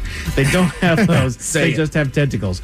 But this is the number one fact when it comes to snails, and it's going to explain what happened there. Oh, Lord. There is no way to tell whether a snail is a male or a female. This one has boobs. Because... She's just dragging double E's. Huge. Yeah. Most are actually both. Snails are hermaphrodites. So when you tell a snail to go F itself, like one step ahead of you. They can lay eggs and fertilize them too. Damn. Why would it want to do that? So his snail doesn't need another snail to keep making babies. Correct. No. She's like a self-hoe. She is. She is a one-stop grocery store. That's truth. She's got it all there, man. Miles, how does a cat become a frequent flyer? That is a great question. How does it? Tell you how at 5:50. Thank you, sir. Headlines are coming up at 5:50. In the meantime, have we made it to drinking time? Somebody out there deserves to be recognized. And the men's room knows just who it is. So to you, we say, bottoms up, sailor. You're the toast of our shot of the day. Big time it is, and as usual, we head to see Drink Test and Steve a Thrill Hill to find out who we're toasting. Yes, indeed, and I'm reading the text coming in. It seems like I may have made a mistake getting a snail. Yeah. Jesus. Hey. Yeah. Maybe time to call Pet Solutions. Pet Man. Actually, we talked to my daughter about it, and apparently most of the babies won't make it. And with her, that could be a catastrophic emotional thing. She was like, okay. I was like, cool. I'm glad there's an animal that can die and you're not going to freak out. Just put them in a plastic bag saying you're taking them to Mr. Ted's. What's the Says solution? in the old Pet Solutions. What's the solution to this one? Just a can of Morton's? Yeah. You don't have to be cruel, man. Don't be cruel. The catfish would be in trouble, too. Today's shot is brought to you by our friends at Black Raven Brewery, and this shot was brought to my attention by a very loyal listener, one Trung Lee. So today we toast Ms. Sherelle Parker of Philadelphia, Pennsylvania. Now, Sherelle happens to be the mayor of Philadelphia. Ted, you already know this. Yeah, I was used to too. So it'll come as no surprise that she is a Philadelphia Eagles fan. And hours before last weekend's Eagles-Rams NFC divisional game, they're having, quote-unquote, some weather. So Mayor Parker was at a winter weather news conference when she decided to kind of step out all the serious stuff and break into the Eagles chant. And if you don't know, the Eagles chant, much like the Jets, they had to spell Eagles. E-A-G-L-E-S, right? Eagles, right? Or something like that. I'll let you take a listen to her performance. Listen, we've got to do this. Let me hear you all say, E-L-G-L-E-S, Eagles! Let's go, Birds! Did she say E-L? Adam, you talked about the status quo. This is a press conference later. The status quo is not acceptable in the Parker administration. We don't promise perfection. I'm so happy that I never have, especially after I couldn't spell Eagles right. If you're wondering, she spelled it E-L-G-S. E-S, Whoa. Yeah, E-L-G-S-E-S. I don't know much about the public school system in Philadelphia, but I'll go out there. You do now. Probably not good. Yeah. I mean, that matchup Sunday is arguably the two better fight songs of professional football. Sure, and it's really cool when you can sing them right. Correct. So we're toasting the mayor of Philadelphia. We pour this booze and we drink this booze because we think it's yummy. Yummy. So over the tongue and down the throat to party in our tummies. Down the hola, bichola. Let's get a contestant on the line for Profile This now. 206-803-ROCK. Profile This is next. Presented by T-Mobile, the official wireless partner of Odyssey Sports. With an awesome network and great savings, there's never been a better time to join T-Mobile. Visit your neighborhood store to make the switch today. College holds a mythic place in American culture. On the new Campus Files podcast, we uncover the scandals you won't hear on the campus tours. Find Campus Files on the free Odyssey app or wherever you get your podcasts.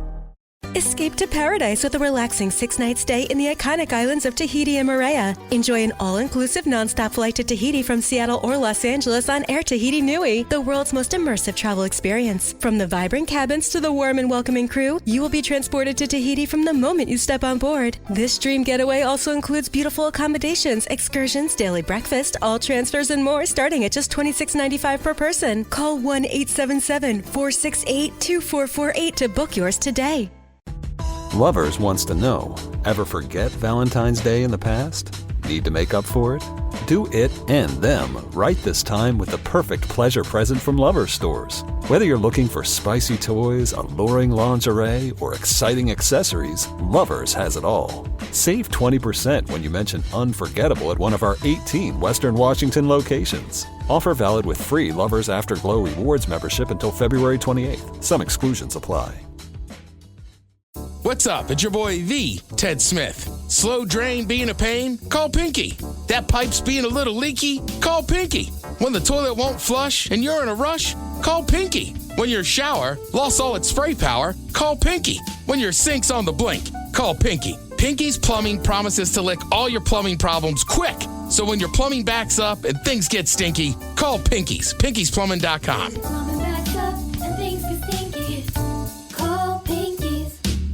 Are you a bartender that dreads the phrase, hey, can you put the game on? At Sports on What, we understand your pain and we're here to help. Over-the-air satellite, cable, or streaming, Sports on What knows what channel the game is on, and you can too. Follow your favorite teams, set alerts, and filter by provider to get the results you need. Stop wasting time searching and never miss kickoff again. Just download the Sports on What app, and you'll always know how to watch the game. Available for Android and iOS. Start your 7-day free trial when you download Sports on What and subscribe today.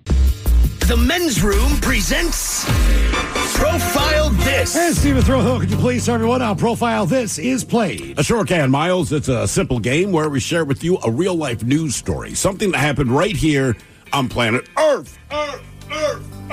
Earth. And as you listen to the story, based on the stereotypes you believe to be true of people and the decisions that people make, we'll ask you what it is you think makes the story a story. Hello, Mark. Welcome to the Men's Room. Hola, gentlemen. Hola! Mark, you understand how this here game is played?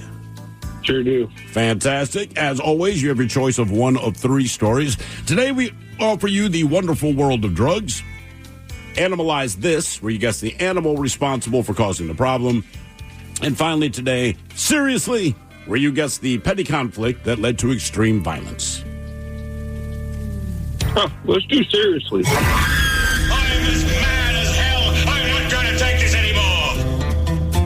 In San Francisco, a McDonald's worker called 911 after an angry lady threatened her and her crew over something that was not a very big deal. As the story goes, the woman stopped in to pick up her food, which I know is crazy that someone physically walked into a fast food restaurant instead of using the drive-thru, but here we are. Anyway, the woman sent her young kids back inside, claiming that the French fries they ordered were not in the bag. An employee told them to have their mom bring the receipt in, and they'd make it right. Pretty simple. However, instead of coming in with the receipt, the mom came in pissed off and threatened several employees and told them she had a weapon in her purse. Now, she was still there when the cops got there, and it turned out that she wasn't lying. She did have a weapon in her purse, but her 9-year-old daughter was holding the bag, quote-unquote, for safekeeping. Now, in case you're wondering, the bag in question was a $400 Marc Jacobs purse. The French fries cost $4.89. Anyway, she was arrested and faces charges of child endangerment and making criminal threats. The question we have for you is, what was her weapon of choice that she had on her? It was just in the bag that her child was holding. Was it old school? Was it a gun? Was it a knife?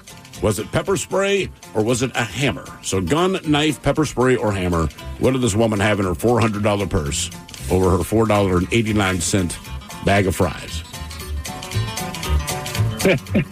I like the hammer idea. I mean, that's what I'd use. What do you guys think? Mark, I'm gonna go hammer time. It just seems ridiculous. Is that what you're gonna go with? Yeah. Okay, got 2 hammers. I mean, usually I like to be different, but I'm with you. For some reason, it's such an expensive handbag that, of course, it has a hammer in it. We're all going hammer. Hammer time. Did you have a gun, a knife, a pepper spray, or a hammer? We're going to find out next.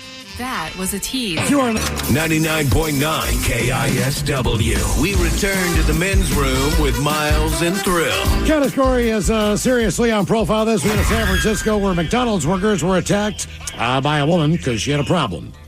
No fries were included in her bag of food. That is correct. So she first, I guess, sent her kids into the restaurant. Then she came in afterward and started giving people the business. I gave her one child her bag to hold, which did, in fact, have a weapon inside. Yes. Question is, was it a gun, knife, pepper spray, or a hammer? And, Mark, that is a question we posed to you, but you think along the lines of Miles Montgomery and the Ted Smith. All three of you went hammer. That's a $400 Marc Jacobs bag, and oddly enough, somehow that makes sense. But that is not the answer. No, in this case, she straight up had a gun. Oh, yeah. I mean, yeah, she that rolled makes it more with sense. It does make more sense. Hence, that's why the cops were like, hey, your kid's holding a bag, not with a hammer in it, but with your gun. And you're freaking out about the french fries. By the way, I don't know if she actually ordered the french fries because she did not bring in the receipt. They seriously just say, hey, just give us the receipt. Then we'll make it good. They told the mom. Mom's like, F that. I'm going Which in with is a gun. simple. They're not even asking for the bag. No, just bring us the receipt so we can make could have this just good. taken the fries out of that bag, walked into the seat, and I'm pretty sure they would have just given you more fries. That is absolutely the plan. Now for all TV news all the time, and it's time for TV Time with Ted. And now, because your pathetic life is confined to countless hours in front of a talking box, the Men's Room presents TV Time with Ted. All right, your choices today, you got the Jimmys, Fallon and Kimmel, Stephen Colbert, Seth Meyers, Tomlinson, Taylor, or Ted Smith. Is it Ted or is it late night? That's right, they're the Title Scouts have teams of talents and writers help them come up with the monologues each and every night. It is up to you to determine, is this an actual late night joke and from whom, or could it be a The Ted Smith original? In entertainment news, a hero Los Angeles County fire captain thwarted a suspected looter as she attempted to steal an Emmy Award from the rubble of an L.A. home. And if you're wondering, it was an Emmy for Chicago Fire. The Ted Smith. Yeah, I'll say it you. Yeah, it was me. No, well done. Why would you steal an Emmy? Everyone's going to know that it is not yours. You're right, but I don't know. Like if you're already out there looting, you're just gonna like, if I saw one. Yeah, you're right. If I'm looting, yeah, right. That's not your goal. It's just there. Sure. Right. How'd you get that Oscar? Don't ask. You want to see it? Mm-hmm. You know I don't act fool. Costco workers voted to authorize a nationwide strike. In response, Costco is threatening to replace them with Kirkland brand workers.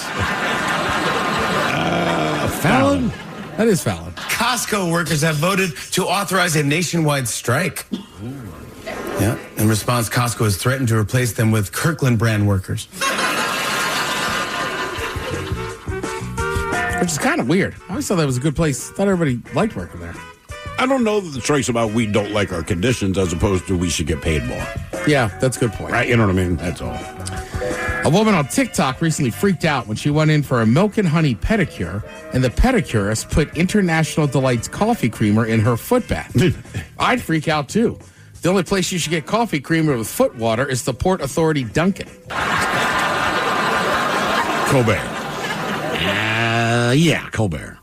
Right again. All right. A woman on TikTok recently freaked out when she went for a milk and honey pedicure at a local nail salon, and the pedicurist added International Delight French vanilla coffee creamer into the foot bath. I'd freak out too. The only place you should get coffee creamer with foot water is the Port Authority Dunkin'. Yeah. That's like, remember the old days you put a steak on your black eye? Yeah. Do you still cook that steak? I would. New study shows that drinking one alcoholic beverage a day could increase health risk. So make sure you have at least two. Seth. Yeah, you know that's Seth. According to a new federal study, drinking just one alcoholic beverage a day could raise health risks. So make sure to have at least two. Did you guys go back and find that Seth Meyers, that special I was telling you about? Oh, no, I did not. So if you have Peacock, I'm sure it's on there. I got Peacock. I do. I bought Peacock back in the day for different sporting events and whatnot, right? Like the Premier League generally is on Peacock. want to say Paramount has like Champions League. Mm-hmm. But then sometimes you have those services you kind of forget. Yeah. Right? Look, just because I have kids, I assume that's why I have them all. But with smart TVs, every time I turn it on, like my choices of all these streaming services, and some of them I've never heard of, right? I've heard of Paramount, I've heard of Peacock, right? But there's like 3 or 4 where I'm like, yeah, but are we paying for this? I don't even know what this is. I will tell you, the smartest thing I've noticed with some of the streaming services, especially for NFL football, sometimes those games, or even college football now, will be on a streaming service. Yeah. You just got to invite the right people over, right? Like, I love my Xfinity, but I do have, Peacock. I have a few other services. Amazon's starting to pick up some NFL. Right. So I was at a house, and somebody was just like, oh, my God, like, honey, I thought we had Peacock. So I was like, well, hang on. I'll just sign out of mine at my house and then sign in here. Boom. Yeah. It's pretty easy to get that around. So if you invite the right group of friends, basically you got to invite a American football nerd, a soccer nerd, and then, I don't know, like an MMA nerd. Sounds like the beginning of a joke. Yeah, you should have everything you need. All the services you need to watch whatever sport it is you want to watch. Obviously, I talk about it. Sports are some of my favorite things. So basically, critics are always talking about the best movies and shows of 2024. Sure. So people say, what about the people? So according to a new poll, America's favorite movie was the Bob Dylan biopic, A Complete Unknown. I've heard it's good. I haven't seen it. I don't have any particular urge to see it, but I think that if I watched it, I'd probably like it, if that makes sense. Bob Dylan's a pretty interesting character. For sure.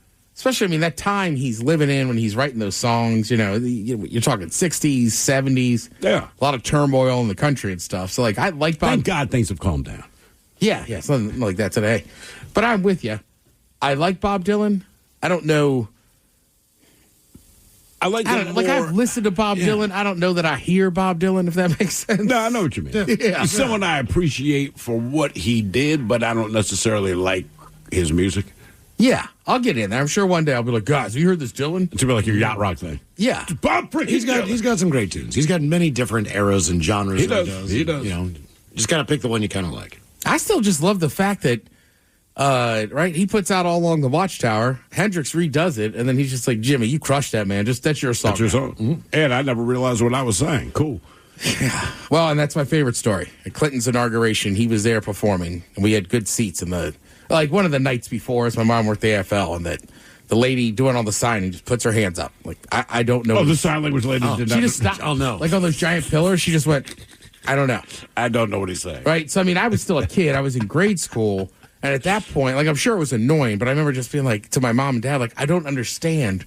Why do you like him if he's just, you can't understand him? And they're like, well, you could, and this and that. But, yeah, that's one of those things. My Bob Dylan moment was at the Harley-Davidson Music Festival in Baltimore at the Preakness. All right. So I don't know why they did it this way, but the lineup in that order, it was mid-afternoon, was Billy Idol and then Bob Dylan.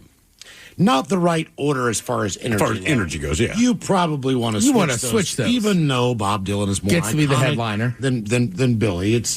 You're following Billy Idol. Right. He's closing with Rebel Yell.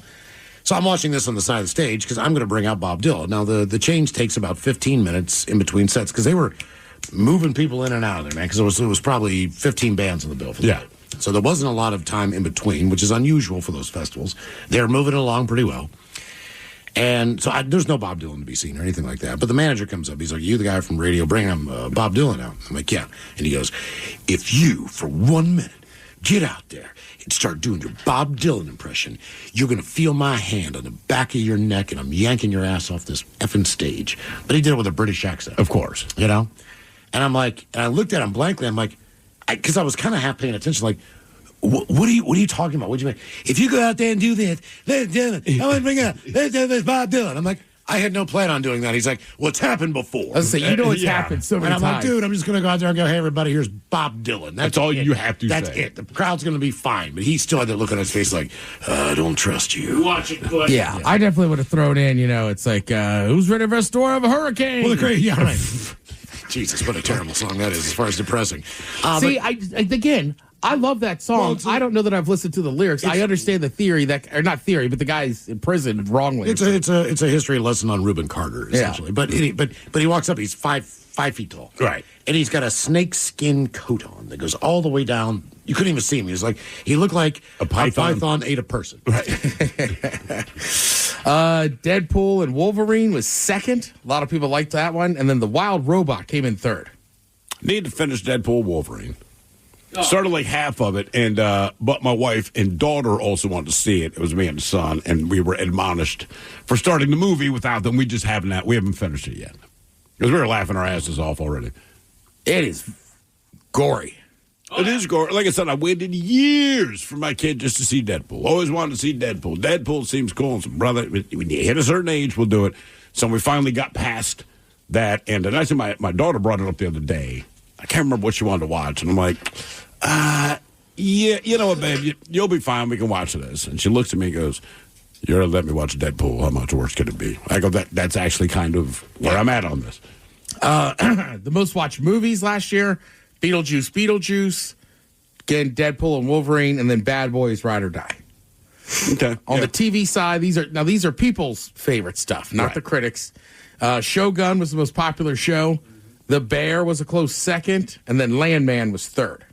And that one's pretty new, as far as I understand. Yeah, well, I think the Dylan one's pretty new, too. I think that only came out in, like...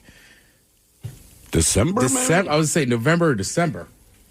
So I was talking about getting on Peacock last night. So I watched, obviously it's unauthorized, but it was about Diddy. Okay. Yeah, I bet it is unauthorized. This is the one that... the fall of Diddy or something. That's exactly what it was. Like, it was like Diddy, like the fall of a star. Because I keep seeing the commercials for it. And every time I saw the commercial, I'm like, he obviously did not authorize it.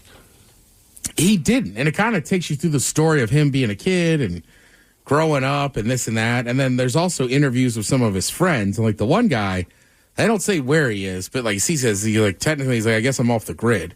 But like he grew up with Diddy. He ends up joining the army, comes back, working with him. And he just, I like his angle. He's like, look, I know Sean Combs. Yeah. He's like, I don't know Puffy. I've never met Diddy. He's like, here's what I know, right? Sure. And he's talking about they worked together, and he said in the late 90s, it was getting crazy. So he left and kind of went out on his own, did his own thing. Obviously, there's got to be some fear of repercussions if you're living off the grid and have never talked to anybody about it.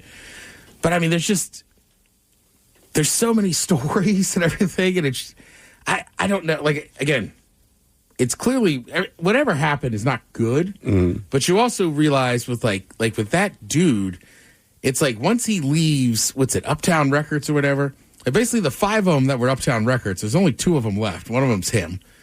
Like, then he gets to these other places, and he's got so much power. I mean, his one wife, I mean, basically his business partner, the other guy that he's working with, he already has a child with her. They're together, and he just walks in and sees her, and it's like, I'm going to make her my wife. So you're just like, damn. The other guy's like, dude, like, Sean, we have a kid together. Right. Like, we're still currently together. But, like he said, there was so much money coming in, he kind of had to suck it up a little bit and be like, all right, I'll still work here and blah, blah, blah. But, I mean, there's so many crazy stories. And then also, I've noticed there's a lot of people that put emphasis on, when Diddy moved up to the Hamptons and started throwing that white party. Like, I had heard about it. Everybody heard it. It was, like, legendary. But there's even footage of him being like, all right, now some of you got to leave. And then there's like a third time where he's like, all right, now some of you really have to leave. So, I mean, it looks like it's setting up for this. And then, there's all these confusing things of like, obviously, you would hope that nobody's actually getting assaulted. Right. Or raped. But then it's like, how many of these people are there just because his influence in that industry?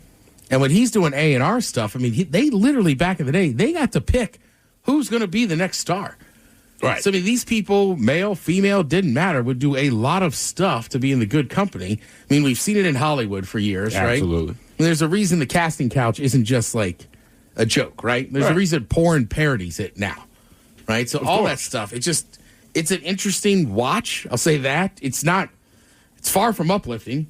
You're going to be kind of depressed about it, but I mean, it's like, what's the old saying, right? Absolute power, absolute corrupts. So it's like, you get these people with that much money. It's like his friend was saying, he's like, I don't know, man. I never seen that much money. It got too crazy for me. I got out. He's like, you have no idea, like, what happened. Like, Was he already some kind of sick and twisted person, or does having that much money make you that way? Because you can, right? I don't know. But obviously, he has been such a massive part of just pop culture for the last 30 years. It's again, interesting watch. I would recommend it.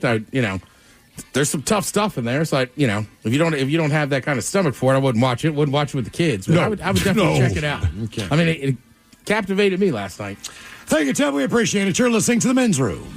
Hiring is a lonely business. Posting jobs, sifting through resumes, interviews with unqualified applicants, being ghosted. What if you could link with dozens of qualified candidates who are ready to work right now with just one connection? That's Express Employment Professionals. Find us at expresspros.com. One connection, the workforce you need. Problem solved. Express Employment Professionals. expresspros.com. Wow. What's up? I just bought and financed a car through Carvana in minutes. You? The person who agonized 4 weeks over whether to paint your walls eggshell or off-white bought and financed a car in minutes? They made it easy. Transparent terms, customizable down and monthly. Didn't even have to do any paperwork. Wow. Mm-hmm. Hey, have you checked out that spreadsheet I sent you for our dinner options? Finance your car with Carvana and experience total control. Financing subject to credit approval. Is your team at work feeling a little disconnected? Maybe the workflow's not flowing? Try Confluence by Atlassian. Confluence is the connected workspace where teams can create, organize, and deliver work like never before. In Confluence, teams can whiteboard their vision for any project, easily create or access the relevant pages and resources they need, and discover important context they might not even know they need. Plus, AI helps teams jumpstart brainstorms, organize information, and connect workflows, so teams can move efficiently and create alignment with ease. In fact, with Confluence, teams can see 5.2% average boost in productivity in 1 year. So if your team lacks confidence, try Confluence, the connected workspace where teams can do it all. Set knowledge free with Confluence. Learn more at Atlassian.com/confluence. That's ATLASSIAN.com/CONFLUENCE. Men's Room returns with Miles and Thrill. Now, let's see what's happening in the real world. All right, here we go as we head to the NHL, where a shot on goal gets an assist from nachos and cheese. Meanwhile, a woman in New Orleans calls an Uber, and the Shrekmobile gets her there with ease. A cat left on a plane lives the high-flying lifestyle on 3 different flights. A red-tailed hawk won't allow a driver to turn on their brights. And a man is falsely accused of masturbating on a bus. No one believes him. It's time for your headlines. Now, it's time to hit the headlines.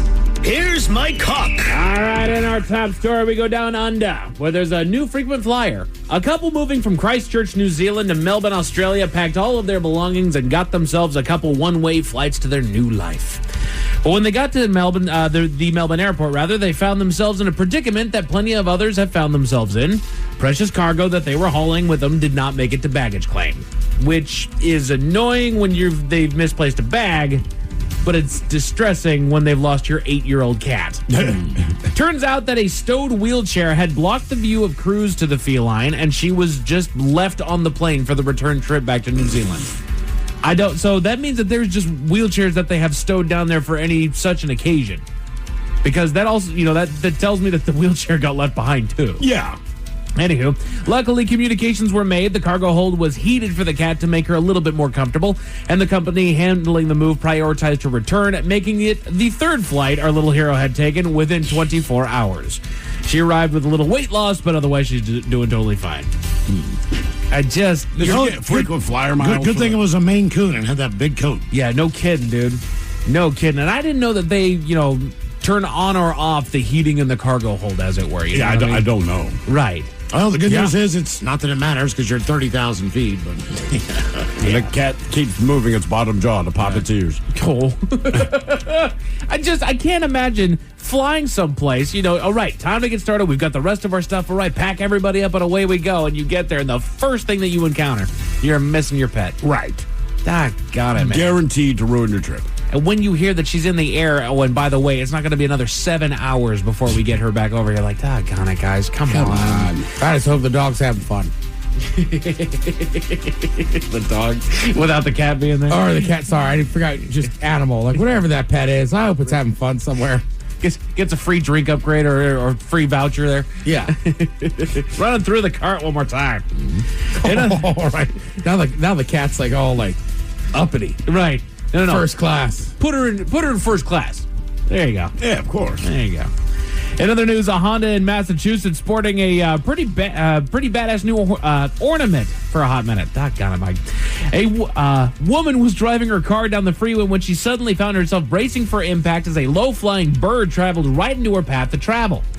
She did hit the bird, but it was a little perplexed when she didn't see it reemerge. That's about the time that she noticed a wing flap up above the hood. She stopped the car and investigated, and sure enough, the red-tailed hawk that she had hit had launched itself into the grill of the car. Animal control was called, but the car needed to be taken to a local shop to properly and safely extract the hawk, which was taken to a veterinary hospital for evaluation before being released back into the wild. Damn. Yeah. I love those pictures, though. The hawk always looks like it's your fault. Right. Like you didn't just fly its ass in front of your car. Help me. We go to London, where we can see the impact of a false accusation. This story is terrible. A man has taken the local police to court over a mix-up he argues that should have never happened. CCTV footage was released after a woman on a local bus complained that a fellow passenger pleasured himself onto her. Yeah. The image was released, and our man was named as a lookalike of the suspect, and he was promptly arrested. He was in lockup for 7 hours before a senior officer came in, took one look at him, and knew immediately that they did not have their man. But as the story says, the damage was already done at that point. The man suffered ridicule, assaults. He actually had to go to the hospital because someone beat him so bad, being evicted from his home, and even being banned from his local favorite pub over the mix-up. Wow, man. He took the department to court and won a payout for damages and legal costs, which, when it's just 5,000 pounds, it kind of feels a little low. It is, but in those countries, they have like a limit. Sure. For how much you can take someone for. And I understand it does still feel low, though. Right. It's like it's character assassination. I got my ass beat because of this, and I did not do this. And he said, look, the guy's got graying hair coming out of him. I've got rich, thick hair. This guy's fat. I'm skinny. I'm in a wheelchair, for doggone sake, I think he was. Jeez. He's like, I don't know how they didn't take one look at me and realize that I wasn't the guy. And this isn't just I shoplifted. This is I did something unspeakable to somebody on a bus here. Yeah, exactly. Get me out of this. Criminy. That is not me, dude. No, but just in case those stories left a bad taste in your mouth. Thankfully, there's good news. We go to New Orleans for one of the best Uber modifications that we've seen. A young woman uploaded a video online showing she and her friends leaving the bar late at night and making the smart decision after a girl's night and calling an Uber. What came down the street to pick them up was a Dodge Grand Caravan, and they could tell that it was coming because it was blasting Smash Mouth's All-Star the entire way on its approach. When the ladies laid their eyes on their chariot, lovingly called the Shrek-mobile. The van is outfitted with decals of the movie characters, a private screening of the movies on personal screens in the back, plushies, digital lights, and an over-the-top Shrek theme all around. The group keeps the party going all the way home, commenting that it's impossible not to have fun watching this Uber drive. It was met with a flurry of positivity in the comment section. I took a look at the video. That thing is badass. What city was this? This is in New Orleans. All right. So I think this is an older video because he was actually driving. You know, he was able to maneuver around the streets without all the snow. You ever see that meme that's like your Uber pulls up and it's just like a dude with long hair in a pickup truck and he just says, "Hell yeah." It's like, yeah, all right, I'm taking this Uber. Hell okay. yeah, why not? Hell yeah. Jump in there. That's right. Mind if I crack one? Hell yeah. The guy actually turned out used to be a truck driver, and he just, when he retired, he just wanted to keep on driving, and he got in with Uber, and he said that when he got started, he and his wife would dress up as Shrek and Fiona. Oh, good Lord. And they would just drive people around, and after a while, I was like, no, I'm going to make the Shrek-mobile. I mean, I'd request that guy if I could. Hell yeah. I bet he's busy. My problem is, what if I'm not in the mood for the Shrek-mobile? You're stuck with him. I'm flying out to Greensboro, North Carolina to go to an auction. I'm tired. I've been up since 7:30 in the morning. Perk you up. And then all of a sudden, like, dude, thank you. I need this. I see the Shrek-mobile roll up like, guy, I just want to go to my hotel. Right. You're listening to I'm a Believer or whatever. Right. Float in for a funeral. Exactly. Phase. Your cat's been on a flight to and from New Zealand. Like, right. You don't even know if your cat's alive. All right, sweet Shrek-mobile's here. Thanks, bro. That was a good time. Men's Room Sports are brought to you by our fine folks at Sports on What. We go to Edmonton, Alberta, Canada, where a goal is being disputed. In a hockey game between the Oilers and the Capitals, a goal was scored on the third period to bring the Oilers up to a narrow 3-2 score. They're breaking that tie there. But it was instantly disputed by the Capitals goalie, claiming that there was interference on the ice. Further review did find that a fan tossed something onto the ice that was in the area that the shot was taken in, but did not affect the goalie's ability to block the shot, other than a minor distraction. The goal was upheld, and crews quickly came out to clean up the tray of nachos that had been launched out onto the ice. How bad were those nachos? I mean, there's a lot of things I'd pick up and throw. They got cold, Miles. I just walked it back, but I had the quote from the goalie, and he's just like, look.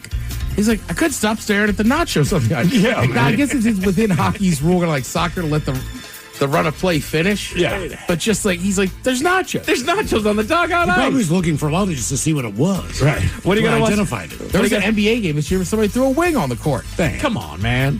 What are you going to watch tonight? You got college and pro basketball on, as well as some NHL hockey. If you'd like to find out where you can find those, I suggest that you download the app that is known as Sports on What. Check it out on there. They got all the sports that are on here locally and where you can find them. As far as your weather, the cold comes back tonight with some variable cloud cover and a low of 30 degrees. Tomorrow we can expect a mix of clouds and sun with a high right around 43. And that is it for your headlines. With that, Mike Hawkins out. Log on to that Odyssey app or Odyssey.com. Listen to lovely Jolene for your chance at $5K a day. Yes, indeed, it's all true, but in the meantime, well, we be all about this bitch. So until next time, please do what you do best. And for Aletha's sake, stay beautiful. The Men's Room has been taped before a live studio audience. Wardrobe and makeup provided by Mantastic Limited. This has been a presentation of the Men's Room Radio Network. Oh, man! A Double Flush production. Plug in a Hyundai EV and the extraordinary happens. From the charge time and range in the Ioniq 5 and 6 to the adventurous spirit of the Kona Electric to the 601 horsepower Ioniq 5N. Hyundai EVs make the extraordinary electrifying. There's joy in every journey. EPA estimated 303-mile driving range for 2024 Ioniq 5 SE SEL Limited rear-wheel drive and 361-mile driving range for 2024 Ioniq 6 SE long-range rear-wheel drive with fully charged battery. Actual range may vary. Visit HyundaiUSA.com or call 562-314-4603 for more details. This podcast is brought to you by Kleenex Lotion Tissues.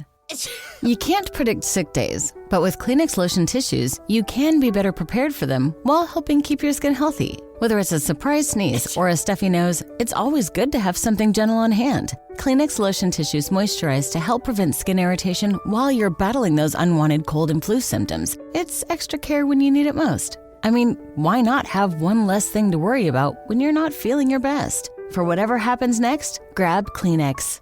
Presented by T-Mobile, the official wireless partner of Odyssey Sports. With an awesome network and great savings, there's never been a better time to join T-Mobile. Visit your neighborhood store to make the switch today. College holds a mythic place in American culture.